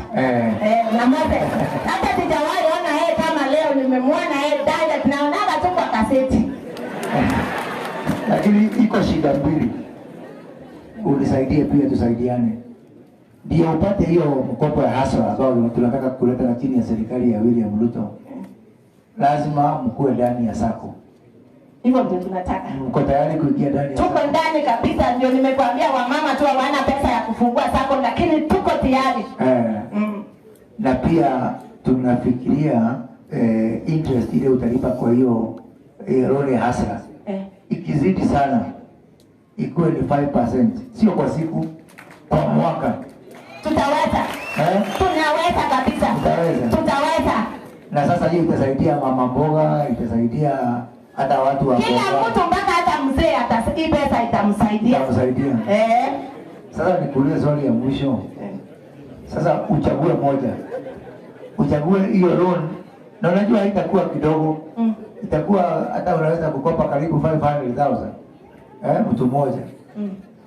Na unalipa kwa hiyo mwaka unaongeza 5% peke yake. Sasa kwa upande moja nikakwambia uchague, ufunge macho uchague hiyo loan ama ile 6,000 ya Raila, utachagua nani? Nitachagua hii loan ya Raila kama milioni moja. Nitachagua 6,000 ilisema kana atapea wazee peke yake. Sikusikia akisema wamama mtapewa 6,000. Na hata kama watapewa si afadhali ile ambao wanaenda kwa jasho yao. Afadhali hiyo yenye sasa sababu wao wanaweza kujifanyia kazi na kufanya biashara kuliko hii nyingine ambayo unapewa kama wewe hawezi kujisimamia. Si shida ni hamna ile capital ya kuanza kazi yenu, si ndio? Tuna account ya kuanza. Na nasema hivyo kwa sababu kuna wanahabari hapa ndio waende wamwambie Raila watu wa Bomet wanataka pesa ya mkopo wajisimamie wafanye biashara yao, hawataki ile ya kupewa sababu wanaenda kujifanyia kazi. Sawa. Sasa ukienda kwa kijiji usisahau umwambie hii serikali yetu ikishika serikali asisahau kupea sisi waziri mama kutoka Bomet. Asanteni sana. Na mama hapo ngoja kidogo tu. Sijui hapo hata kama umenituma naona wewe haufunguliangi TV na radio. Kwa sababu sijui kama umesikia amesema katika baraza la mawaziri tuko na mawaziri 22 na kati ya hao 11 itakuwa wamama. Na hata nikiona vizuri hata wewe unaweza kuwa hapo ndani. Tunataka mama moja atoke Bomet. Hata ukiona hii serikali nyingine Bomet tulikuwa tumesahaulika sana. Hatuna PS, hatuna CS hata moja. Sawa. Okay, asante sana. Thank you mama. Well done. Ni wetu wa heshima na wageni wote. Anayefuata kwa haraka kabisa ni anayewakilisha kikundi cha people living with disabilities. Madam Elizabeth Terere, tukaribishe kwa makofi. Asante. Bwana asifiwe. Our Excellency Chief Guest Musalia Mudavadi, our Governor Professor Parcho na wale wengine wageni wote, amjambo. Mimi naitwa Elizabeth Terere kutoka Bomet County na wakilisha walemavu. Hata mimi nimeshaka kwa huyu mama, hata tuko na wamama walemavu. Amen.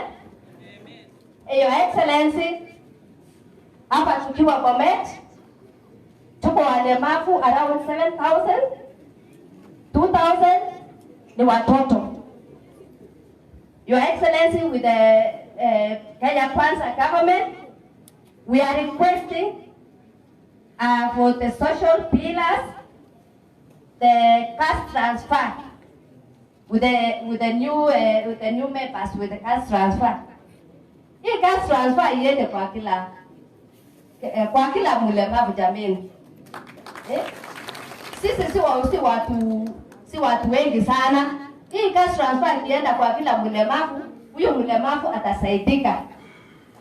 Na tukisema kila mlemavu atapata hiyo kidogo, na hapa tukienda maneno ya mashule, all the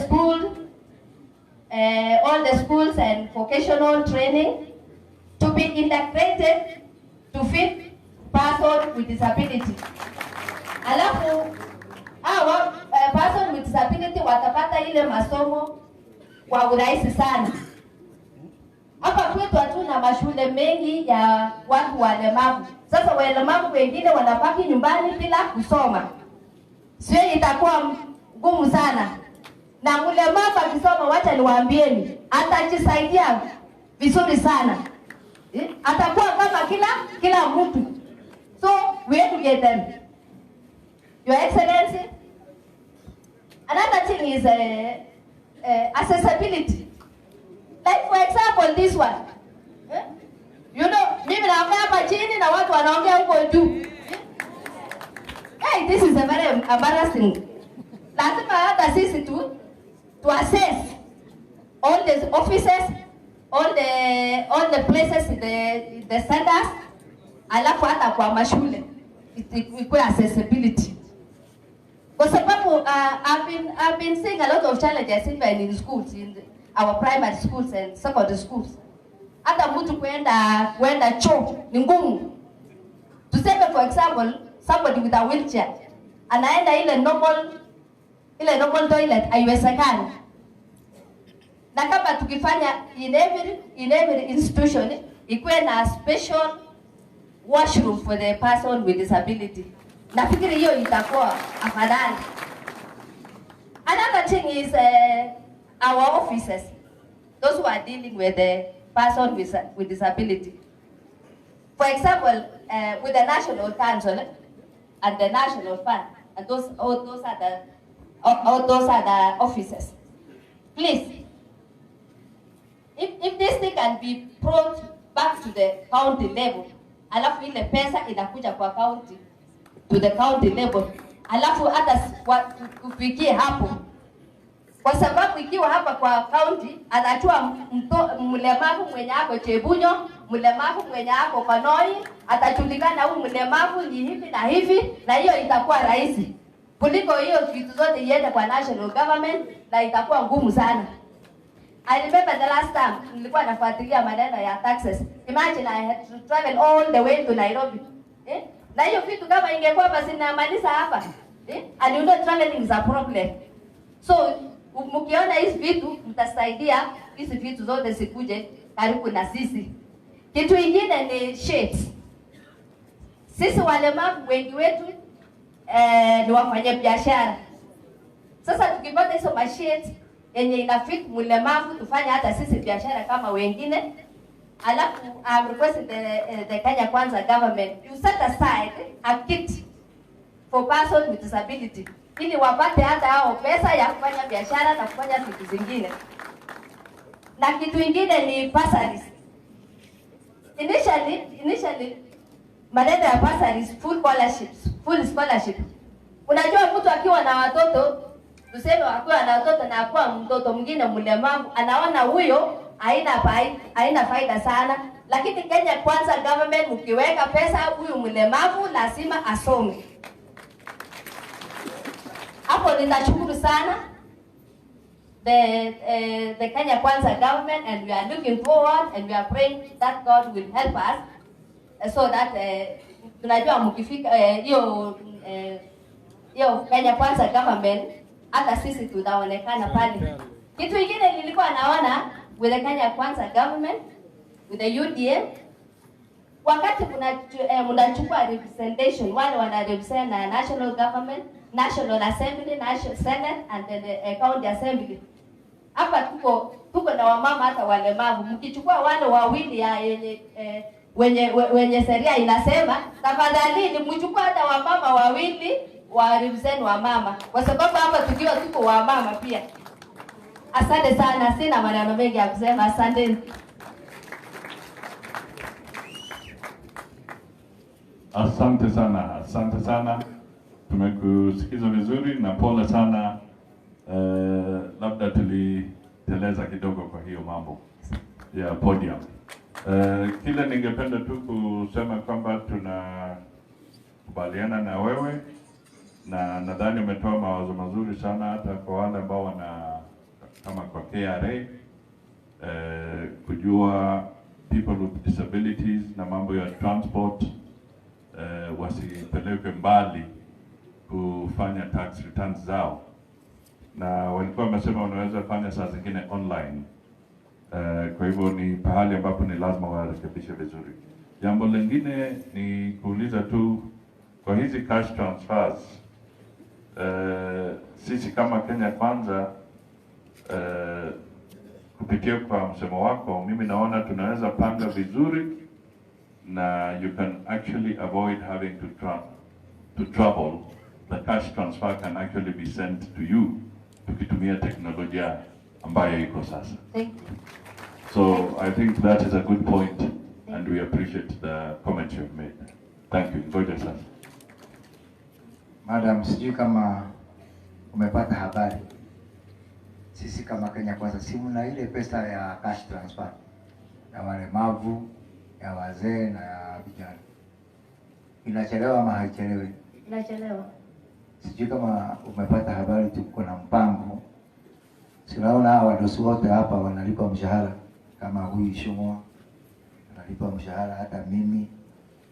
Ma-DVD ni hustler, ni jobless. Kwa wakati huu Governor Barachok, sisi tukilipa mshahara, sisi tunalipangwa kwanza, halafu nyinyi mnangojea, si ndio? Na umesikia kama hustler William Ruto amesema tutageuza sasa hiyo maneno mtindo. Sisi kabla tulipe mshahara, nyinyi mtakuwa mmetumia cash transfer kwanza. Asante sana. So kutoka ya mwezi wa 8, so mtavumilia mwezi huu ya tunakuja hii ya 5 inaisha leo. Hii cash transfer ya mwezi wa 6 na cash transfer ya mwezi wa 7, sababu hiyo bado inasimamiwa na wale watu ambao hawajali nyinyi. Lakini tukichukua ile ya mwezi wa 8, wewe utalipwa mbele yangu. Si hapo ni sawa? Hapo nitakuwa sawa. Asante sana. Asante sana. Thank you, madam. Tumpigie makofi. Asante sana. Asante mheshimiwa. Mheshimiwa wetu wa heshima. Wanaofuata nitawaita wote kwa sababu vijana, kwa sababu tunaelekea tamati. Naita kwanza Festus TK anayewakilisha ya bodaboda, bwana Sang kuja hapa, Geoffrey Towet na timu yake ambaye nisimamia ICT, Information and Communication Technology. Kwa sababu ni vijana wataenda mbio kabisa, alafu wataweza kusimama nami hapa waweze kujibu maswali. Mheshimiwa. So, thank you, MC. Just to our guest today, Honorable Salam Davade, Chungwa, Honorable Chungwa, Honorable Moses Kuria, Honorable Governor Hilary Barchok, and all protocols served. Riders wenzangu and supporters of Kenya Kwanza, hamjambo. Yangu itakuwa mafupi kabisa kwa sababu so nitaenda haraka sana. So first and most I do my best message to the whole Father for the knowledge and ability for your short meet with. I am Festus CK, bodaboda rider and chairman of a private staff bodaboda circle operating team for men. Also, we have many circles around 20 here near hapo Kometa, and kuna zingine huko kando ya town, kuna ingine huko Kanoi, alafu kuna ingine huko Jibalungu inaitwa kwa Ndanai, alafu kuna ingine Sauti, so lakini siwezi taja hao sahi. So, I want to call firstly, this sector has contributed tremendously to the economy of the country. It has provided more than 1 million direct jobs for the riders who earn roughly 600 per day. In Bomet County, we have roughly 600 bodaboda operators that treasury similar to collecting roughly 1.8 million per day in fuel taxes from bodas. Each consuming an average of initially 300 of petrol per day. It's simply a sector that will not wished away.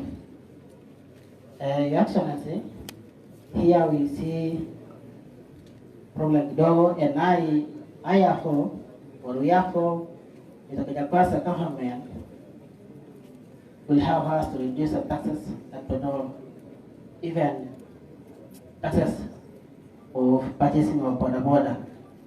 Hapo tuko na shida sana. Mbeleni tulikuwa tunapata bodaboda bei ya chini kidogo hivi, and wakati huo maisha ilikuwa rahisi kidogo kuliko saa hii, na saa hii unapata saa hii bodaboda imerise kabisa, iko high cost. Ukienda kutafuta uwezi pata, ukitafuta kuchakachaka kidogo ndio uwezi uende ununue bodaboda cash, imekuwa shida sana. Unaweza changa kidogo unaweka hapa hivi kidogo, lakini uwezi cha. So riders wengi ambao tuko nao wameenda kupata usaidizi mahali pengine kukopa boda. Kuna traders ambao wamekuja wanaitwa different traders, wengine wanaitwa kwenye watu credit, alafu kuna zingine za moko. So wakikopa hapo na gazi tai hakuna, iko chini sana, imekuwa shida. Wengine inaweza lipa leo, kesho kutwa, so wanalipa every day. So fika hapo wanaweza kosa kulipa, alafu kesho kutwa. Sometimes unaweza pata bagari problem in boda, so tena major problem imekuja na unataka sasa kutengeneza, unaweza go sasa kulipa, alafu hao watu bado wanakuja kuchukua, tena unabaki bure.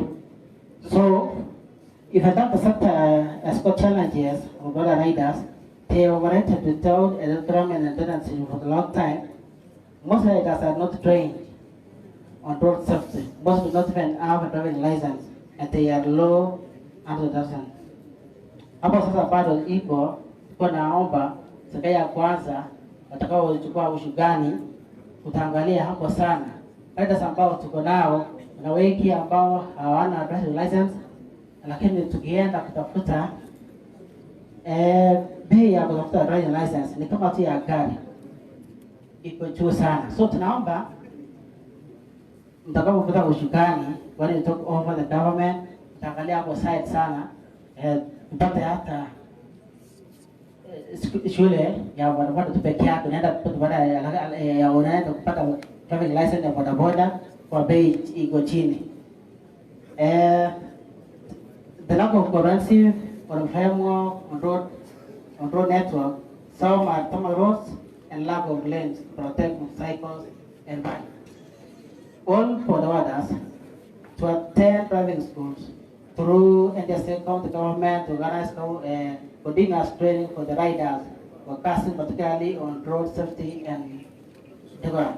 The government should also consider establishing a database of all bodaboda riders through registration, professional training, and testing. Hello. The sector also requests the national government and the county government to support and fund bodaboda circles so that the humanity necessarily drive their business. So, you actually, if you have something that you have done with, I want to request, don't go back with it. As I get to buy or something about the border, although we now planning to open overall.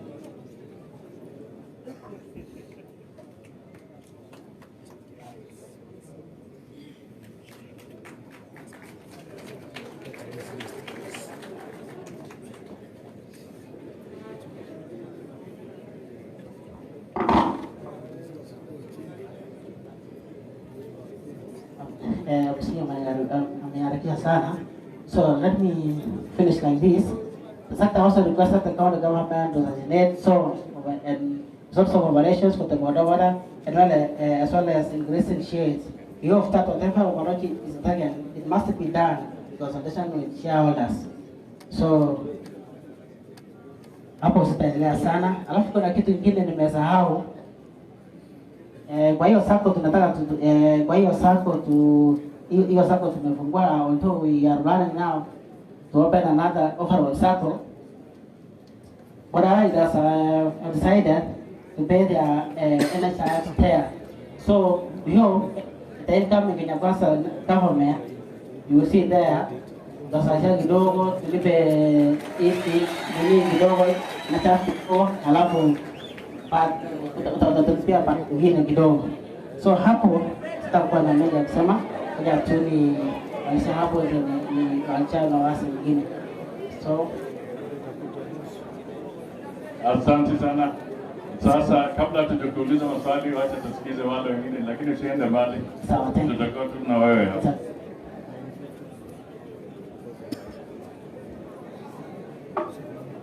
Your Excellency, the Chief Guest, Honorable Musalia Mudavadi, the Sitting Governor, Honorable Professor Pashok, all the protocols observed, na wananchi wenzangu, hamjamboni. Yangu yatakuwa machache na kisha nataomba pia usikie haraka haraka. Kwa hivyo nitazungumza juu kwa ajili ya vijana wenzangu. Tukizungumza juu ya vijana, tunazungumza wale ambao wako chini ya miaka 35, na ukiangalia asilimia yao ama the percentage, they are making about 72% of the total population in the Republic of Kenya. Na wale kwa sababu hawana ajira, wanajihusisha sana na kazi kama bodaboda, salon, mama mboga, vinyozi, shiwakali, ile kama haya.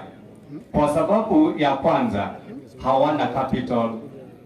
Kwa hivyo kile ambacho tunaomba serikali yenu ikichukua, kitu tunaomba ni kwamba government iweze kuwapatia vijana accessible, cheap and cheap loans with no cost.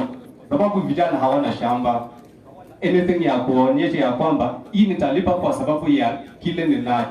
Hiyo ndio ya kwanza. Pia tunaomba ya kwamba kuwe na, maana vijana wanataka kuanza biashara lakini hawana capital. Kitu cha pili, wako na capital kidogo, lakini ili kuendeleza hiyo kazi wana pesa mingi kidogo. Kwa hivyo tunaomba ya kwamba hiyo waangalie. Kwa mfano pia ukiangalia vijana wanataka kufanya registration of companies, lakini wanahitaji pesa kama 20 to 50,000 ambao vijana hawawezi kumudu. So hiyo ndio shida ambayo iko. Kwa hivyo hiyo ndio ya kwanza. Shida ya pili ni inexperience. Yaani mtu ana graduate na ukienda kwa interview unaambiwa miaka mitatu, lazima uwe na experience ya miaka mitatu. Umekaa nyumbani hadi miaka 10 haujapata ile experience. Unacho ni ya kutembea, yani tamaking, kiasi ya kwamba kiatu kimechoka, ni kuonyesha ya kwamba mwenyeji pia amechoka kwa sababu ametafuta hajakipata. Kwa hivyo kile ambacho tunaomba ni kwamba sisi kama vijana pia the Jubilee government walijaribu kidogo internship, lakini internship ni ya miezi 6 mwaka moja, na ukienda job market miaka 3 miaka 5 haiwezi ikasaidia vile. Kwa hivyo kile tunaomba ni kwamba vijana kama hawajapata ajira waweze kupata the capital ambao wanaweza ili wapate kuanza biashara zao. Na ya mwisho, kuna kitu kinaitwa ACPO, Access to Government Procurement Opportunities. Hapo sasa ndio kimeumana, haswa sisi vijana tunahisi kama tumebaguliwa ama hatutakiwi, kwa sababu ukiangalia wanasema at least 30% ya all the procurement ifikie vijana, lakini ukiangalia hiyo 30% haijafikia vijana. Tunaomba sana isikue 30% tafadhalini, kwa sababu ukijua up to 75% of our population ni young people. Tafadhalini tunawaomba ikue 50%, at least 50% ikue ya vijana. Kwa hivyo sina mengi, kuna mengi lakini kwa sababu ya muda hatuwezi tukayataja vyote. Asanteni sana kwa kusikia kama vijana. Asante. Asante sana. Mheshimiwa, wacha hilo wa ICT aongea alafu waulize wote maswali. Mheshimiwa Musalia Mudavadi, Mheshimiwa Moses Kuria na mwenzake Mheshimiwa Itumwa, Your Excellency Professor Hilary Parchok na former Governor Ruto na wageni wote ambao wamekuja, tunashukuru sana. Kwa majina naitwa Geoffrey Towet and I'm representing innovators from Bomet. Sisi watu wa Bomet ni watu wa technology, na kwa hivyo mkisikia watu wengine wanatu condemn, si eti ni shida yetu. Sisi ni watu wa technology, ile tumekosa platform ya kufanya hiyo kazi ndio tuweze kupata pesa in the right way. So I wanted to request the planners of this event kwamba kama sisi vijana utuongezee dakika kidogo, because this is a privilege, pengine once in a lifetime in a young person's life.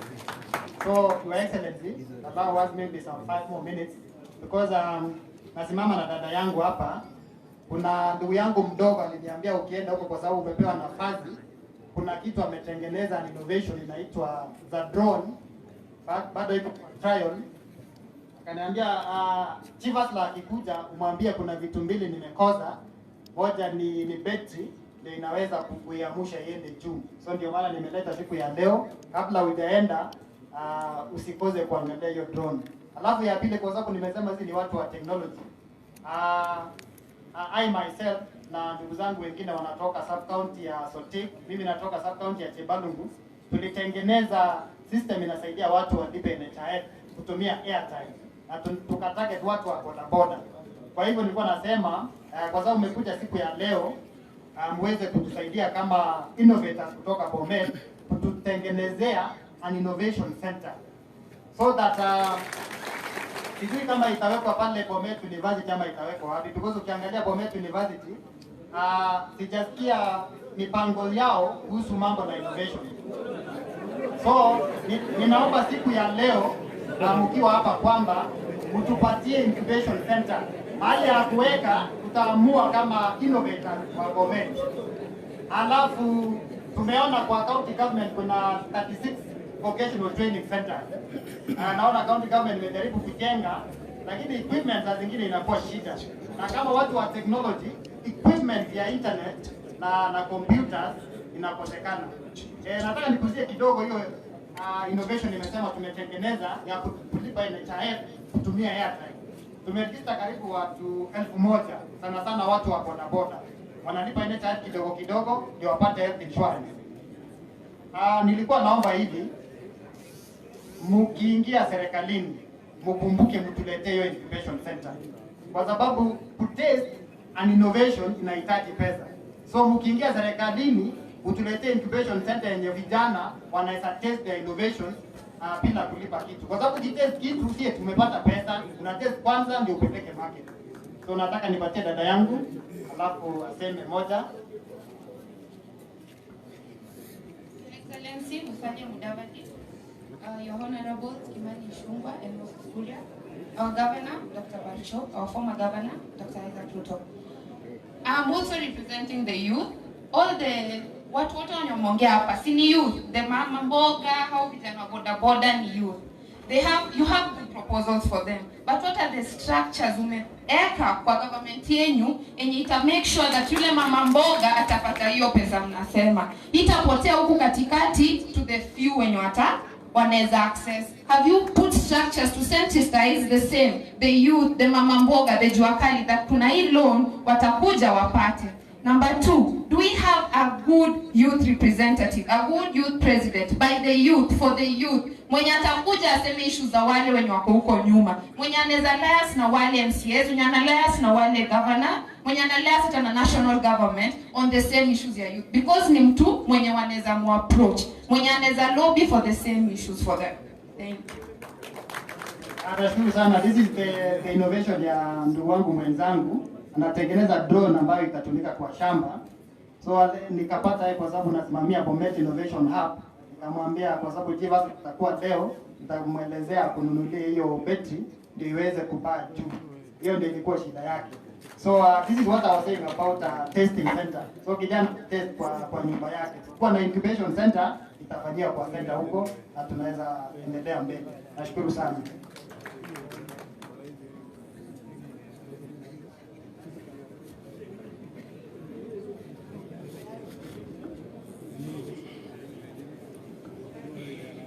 Mko tayari kwa maswali sasa? Okay. Kabla sijaenda kwa incubation, innovation center. Kwa bodaboda ulikuwa unasema licenses ni ghali. Sasa mnalipa ngapi na ungependekeza mlipe ngapi? Mpaka utapata license kabisa, kutoka na ukianza na registration mpaka upate license inakuja mpaka 19,000. So tunapenda tumgusie kabisa mpaka hata iwe 5,000 pata tu license ya boda. Na license ya gari bado ni 19,000. Aha. Yeah. Kwa hivyo unasema hiyo unaona lazima iwe tofauti kidogo.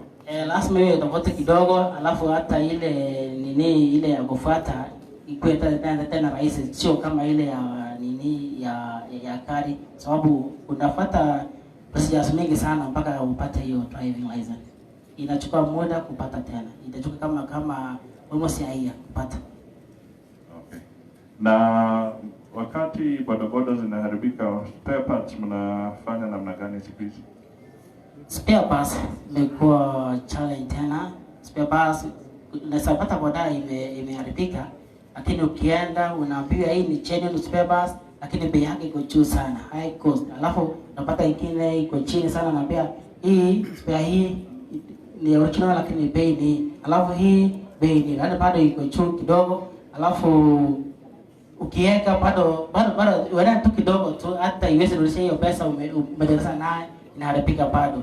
So even in our circle, hata tulikuwa tunapanga tena tukipata nguvu kidogo, hata the incoming government na kwenye Kwanza itusaidia tu fund the circle, tunaweza hata tufungua spare parts shop kubwa ile tunaweza hata tupata kitu genuine, alafu tutagushia tu kwa ile bei ambayo tunaweza, ama hata kama bonanza riders tunaweza kuopesha, alafu kwa sababu tunachua hao ndio walipe pole pole, alafu tugushie kitu genuine. Anything on that, gentlemen, before? Haya, na ndugu wa youth, umesema 30% hamuioni. Hatuioni kwa sababu the population ya youth ni wengi sana, percentage imewekwa kwa youth ni kidogo. Kwa hivyo tukiongeza, unajua nakuuliza swali hili kwa sababu ulisema tunasema 30% na hamuioni. Yaani swali langu ni hiyo 30% inatekelezwa ama watu wengine wananyonya hiyo 30%? Kwa kusema kweli, sina ufahamu yoyote kwa kikundi cha vijana ama kampuni ya vijana ambao wamepata procurement. Kwa hivyo hatujaona.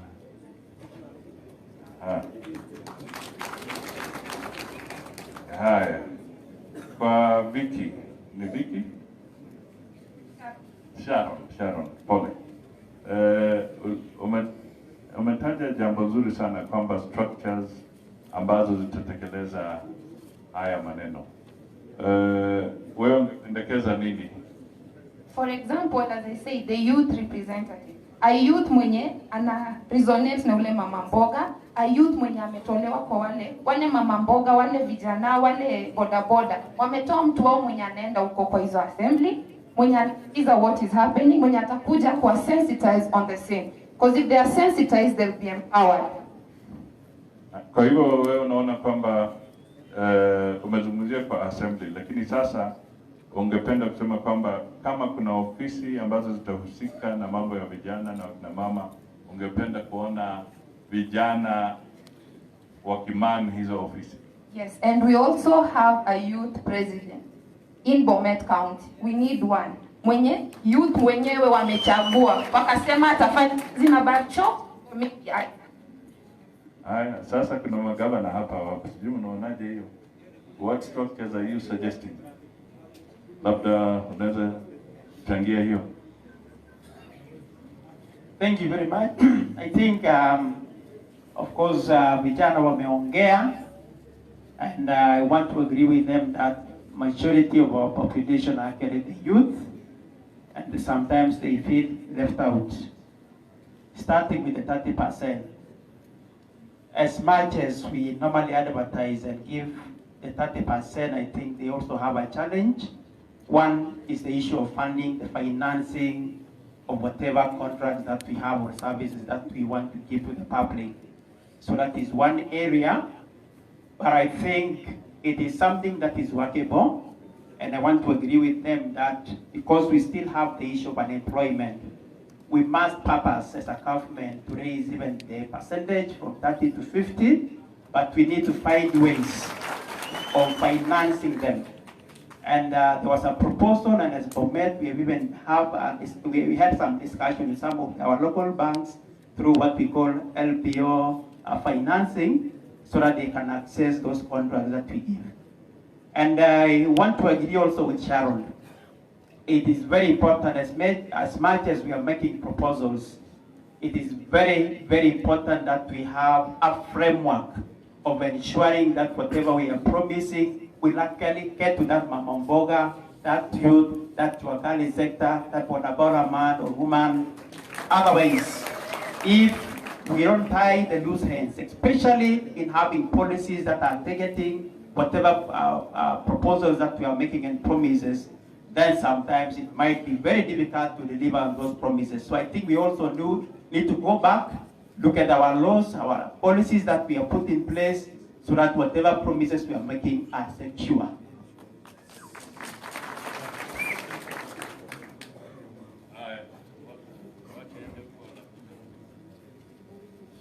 Thank you, Your Excellency.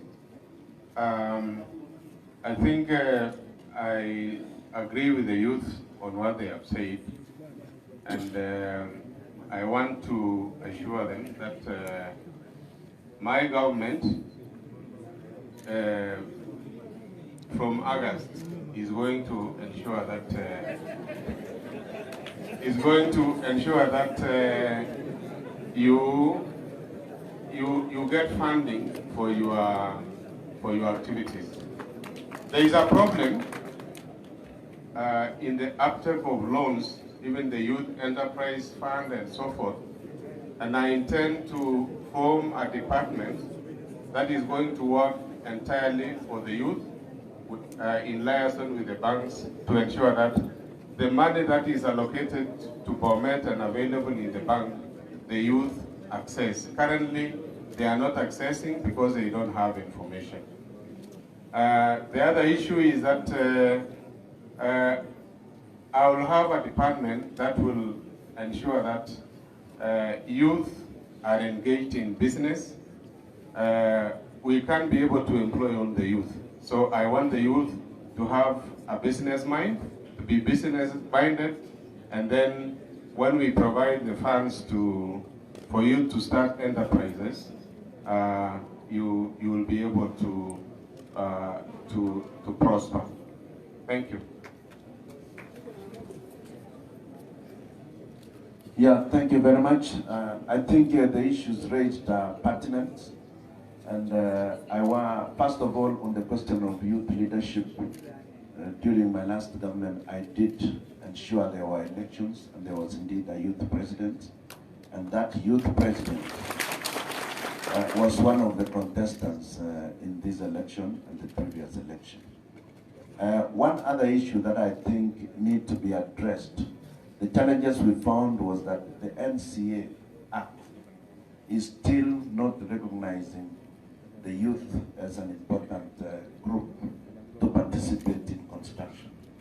We did award some youths, and some of them actually, the NCA group wanted to take us to court.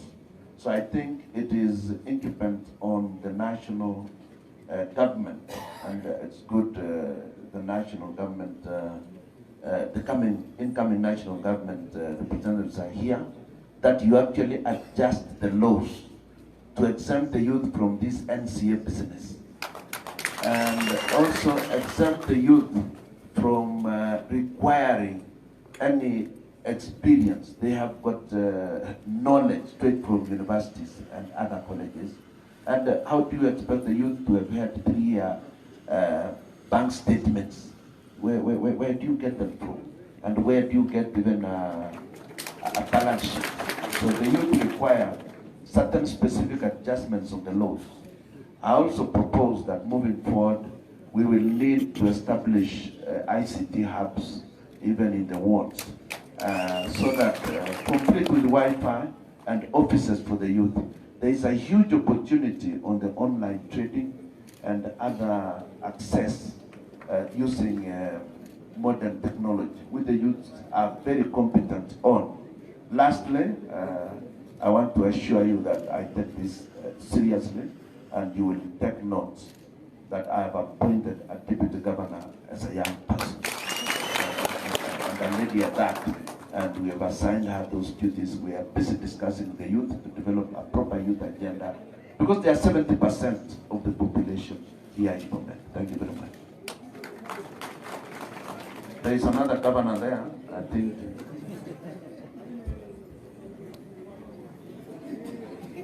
Kwa sababu mheshimiwa, tutarudisha karibu turudishe program kwa viongozi.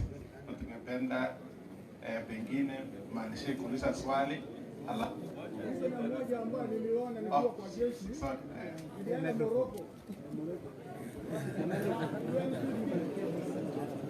Morocco kwa UN peacekeeping force for 1 year. Morocco, nikawa kwa Sahara Desert.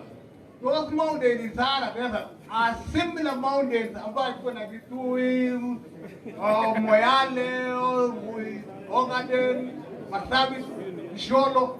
The same mountains. They are mining. Wanapata hydrochloric, sulfuric, iron for exportation. Tukileta hiyo program, UDA akileta hiyo program, inje kuingia kwa UDA, vijana wote watapata kazi 75 years. I assure you. Asante sana. maybe one last comment for Boda Boda. Because I think from the presentation, they are very expensive and most of you are going to what we are describing as Fuliza. So I think we have had a session with some of your leadership and we already have a proposal which will be implemented, God willing, from others. Be giving you under your umbrella 10 million shillings so that you have your umbrella taking charge of the sales of Boda Boda within the county. So you borrow with very, very, very small interest so that at least you are relieved. Thank you so much. Thank you, sir. Ngoja kidogo, kuna maswali kutoka kwa Mheshimiwa Kuria na niko na maneno mbili. Moja ya Boda Boda na ingine ya hiyo mambo ya youth ya procurement na kadhalika. Na Governor Barchoko amesema kwamba tutakuwa na hiyo pesa ya kukopa ulipa interest kidogo. Najua nataka tukue very clear. Tutakuwa na hustler fund moja. And what we are doing kama kule kwetu ni kupae tu some tip. Kama sasa hustler mkubwa amesema national government inatoa 150 million per constituency. So kama kwangu vile na propose kufanya, mimi nasimama governor huko Kiambu, ni kuongeza another 100 million. Ikuwe 250 million per constituency. So that as a hustler nation, as a Kenya Kwanza government, we have one fund. So that we don't have mguu moja mfupi, ingine ndefu, ikuwe uniform. Na hiyo 5%, unajua ile shida tumekuwa nayo na hii serikali ya Jubilee. Kila kaunti inafanya vile inataka. Na hiyo na sisi sote ni Jubilee. Hapa tulikuwa Jubilee. Na ndio hiyo chama ilizama. So what we want to do now is tukuwe na as a family, tukuwe na consistent policies so that ukienda Bomet, ukienda Kiambu, ukienda wapi, tukuwe familia moja ya kila mtu ako na same. Na interest rate yake ni 5%. So hata kama uko Vihiga, uko Bomet, yote itakuwa 5%. Na hapo itasaidia Boda Boda. So, but what I want to, we are suggesting, we are exploring. Sahi watu wa Boda Boda ukienda Boda Boda mpya, si kama how much is it mtu ya Boda Boda? Ukinunua cash inakuta 150,000. 150,000. 150. Alafu inategemea boda unataka sasa. Hapa ndio nimesikia iko juu zaidi. 150,000 na ile model unanunua ile model iko chini. Alafu ile nyingine inaenda mpaka 189,000. Lakini vijana wengi unajua si kwamba nataka vijana wengi ambao tuko nao riders, they are not owners of the car. So exactly. when they are trying to purchase their bikes, they don't have enough money to purchase their bikes. So wanaenda kukopa kutoka huko, alafu unapata wanalipa hadi 300,000. Sasa hapo sasa. So vile tunataka kufanya kama serikali ya Kenya Kwanza ni kwanza muangalie hapo, sijui Governor Barchok muangalie, because this is the highest. Hiyo ndio highest price tunasikia. Hata Busia wapi tumeenda sitasikia 180. So kuna mtu anawagonga watu wa Bomet. So it is good to compare with the other counties.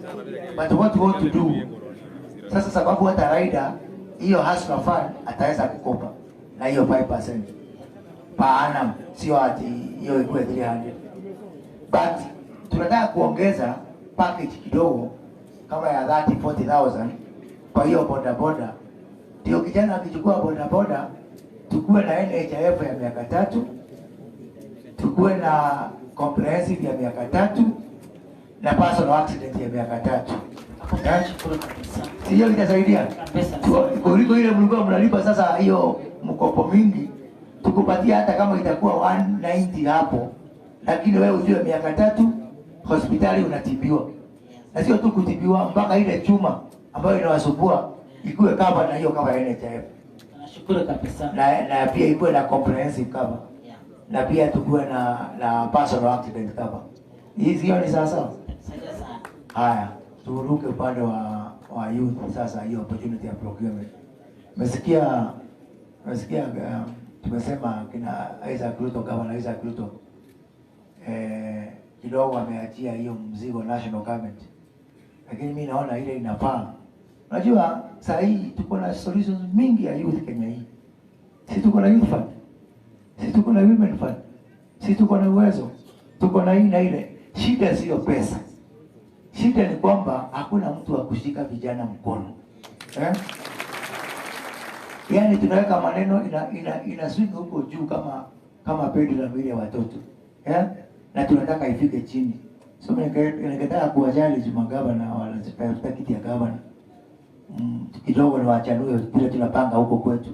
Katika kila ward tukuwe na ofisi ya affirmative action. So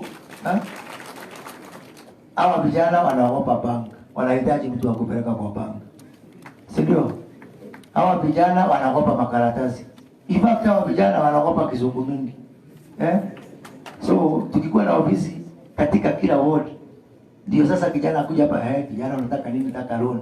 Kama ni makaratasi, youth advisor ambao hapo anamjazia, anapeleka na yeye anaenda kwa bank, nimekuja kuleta vijana wangu wapei na hii, anawapeleka kwa county government, wanaangalia hii procurement iko so that we don't tusikue kama hii serikali ya Uhuru inafanya mambo kwa ofisi na ifikii vijana. Asante sana.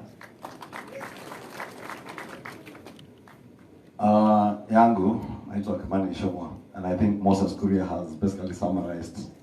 Nilikuwa nataka kuambia ndugu yetu wa bodaboda ya kuwa under serikali ya Kenya Kwanza, besides mkopo ya kununua bodaboda, utakuwa na insurance cover ambaye itakupea matibabu na inakukinga mambo ya accident. Hiyo inaitwa personal accident cover. Sababu ukitembea hospitali mingi zetu, kuna watu wengi, vijana wengi wameumia sababu ya kukosa insurance cover ya personal accident kutokana na accident za bodaboda. Na hiyo personal accident cover, wakati umeumia ukiwa rider ama passenger wa bodaboda, ile pesa unapata kwa kila siku, insurance itakuwa ikikulipa ukiwa kwa kitanda hospitali ama nyumbani kama ufanyi kazi. La pili ni hiyo mambo ya access ya credit. Umesema mnakopa hiyo 150, unalipa almost 300,000.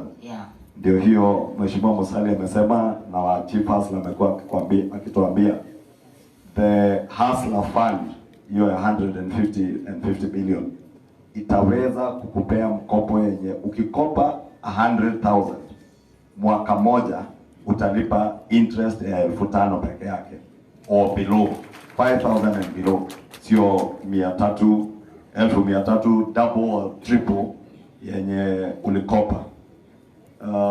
La mwisho niyo mambo ya access to youth procurement opportunities, even innovation. And I think as Moses Kuria has stated, the challenge is also with our county government tuhakikishe ya kuwa we have youth officers wenye at the county level and even probably at the ward level wenye watasaidia many of our youth to be able to access those opportunities, because the truth is, even where we come from, opportunities are there, but our youth, because they don't have information and the know-how on how to access those opportunities, they don't access them. Na inabidi waheshimiwa kama mimi na wazee wengine ndio sasa wanajiita youth na wako na makampuni ya youth, they are the ones accessing those opportunities. So we have a challenge, and I'm sure all the governor candidates who are here and those of us in the national government, we will work to ensure that youth actually access those opportunities.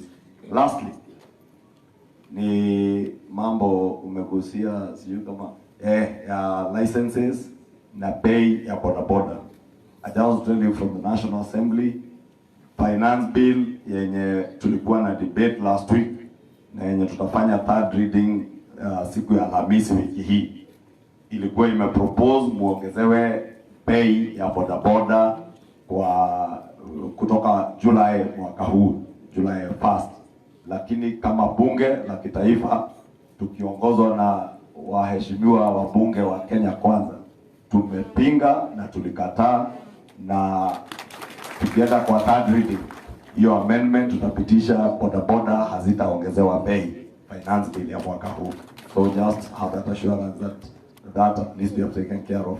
But the other issues on NTSA, also issues I agree with you we need to look into. there is no reason why a boda rider should be paying the same license fee na mtu mwenye anaendesha a heavy commercial vehicle kama trailer. Boda itoshani na trailer. It should come down. Asante sana, lady and gentlemen, tunawashukuru sana. On the innovation hiyo ya NHIF and mode of payment vile unasema, please make sure mnashikana sana na economic team. Hatukuwa na nafasi utueleze vizuri, but I think it's a very good thing to follow up. Asante. Na tujue kwamba kama ni technology yako iwe patented. Kwa sababu yule mtu aligundua M-Pesa, si ni Mkenya tu. Alafu ikaenda kabla yeye kuweka kwa patent, na sasa ndio hiyo mambo imeenda. Kwa hivyo kama una kitu kizuri, liaise with the economic committee sasa. Asante. Thank you. Asanteni, tuwashukuru hao kwa makofi.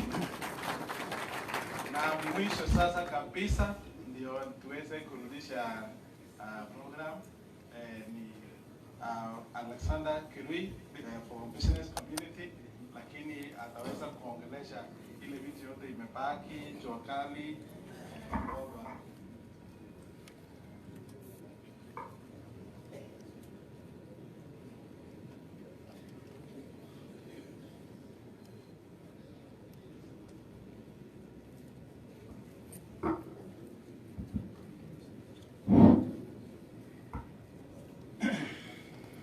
Your Excellency Salam Mudavadi, Your Excellency Governor Barjo,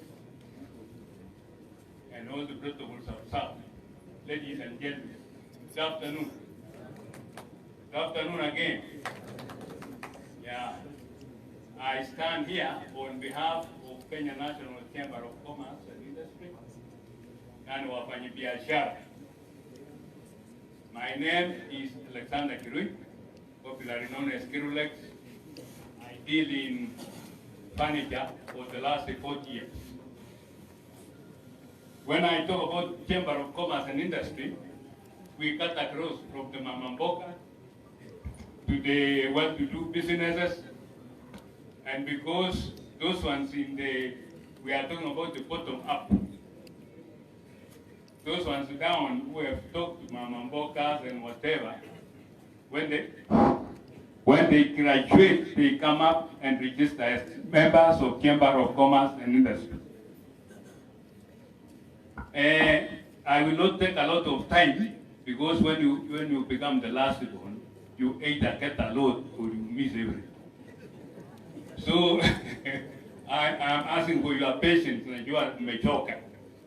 So I will talk about 2 or 3 points, because in the Chamber of Commerce and Industry, we have been advocating and saying that if the economy is vibrant and the business community is empowered, then everywhere becomes vibrant.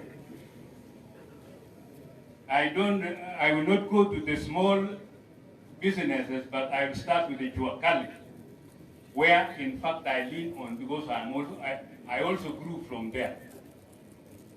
I'm requesting, as we anticipate to win, I'm requesting that we empower the Juakali artisans, because they are wonderful. So that if they are strong enough, they also solve the problem of unemployment. What I'm also requesting is the problem of taxes and licenses. Those people now who have started to stabilize in business, their problem is now taxes, the cost of fuel, and licenses. We are now feeling the pinch as the business community. So, as we continue, and I hope we shall succeed, we should have to correct these things so that we get a better country to live in. Also, access to loans in the banks and everywhere else is a bit of a problem. I think it has been highlighted by the small-scale traders, but these ones now, the members of Chamber of Commerce and Industry are the ones driving the economy. So the moment they are empowered, and then the whole economy will be vibrant. And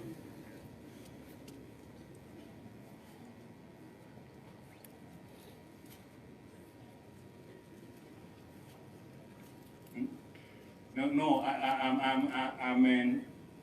I'm almost concluding.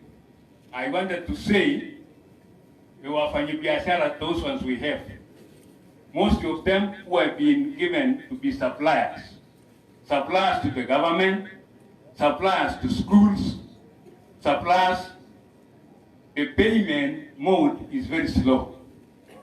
So because the payment mode is very slow, I'm appealing for the government when it comes to place to help the suppliers so that payment is done in time. You see, the youth were trying to have capital to do the job. Wase kama sisi tuko na capital unafanya, unachukua kwa serikali au unachukua kwa shule, inakwama huko for 2 years. This is very, I am saying, this is mistreatment to some extent. Because you get all the resources, au umechukua kwa bank, unachukua huko, alafu haitoki, and you have workers. And lastly, I appeal that we get good infrastructure in our towns. In Bomet town,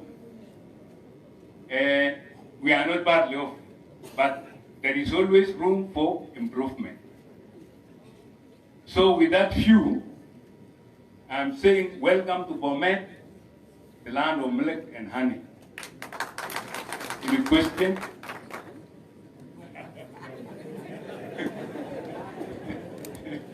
No, you presented the summary very well. Wonderful. Asante sana.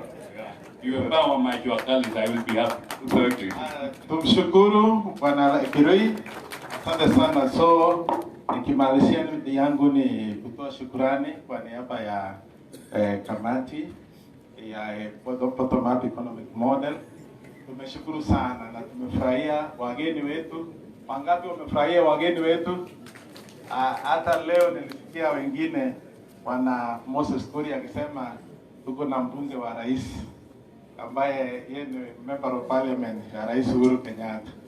So kwa haraka sana ni pia na appreciate wala wangepata nafasi na tulikuwa tumeweka hao kwa orodha: Chobet, Fiki, Chepkorir, Festus Rono,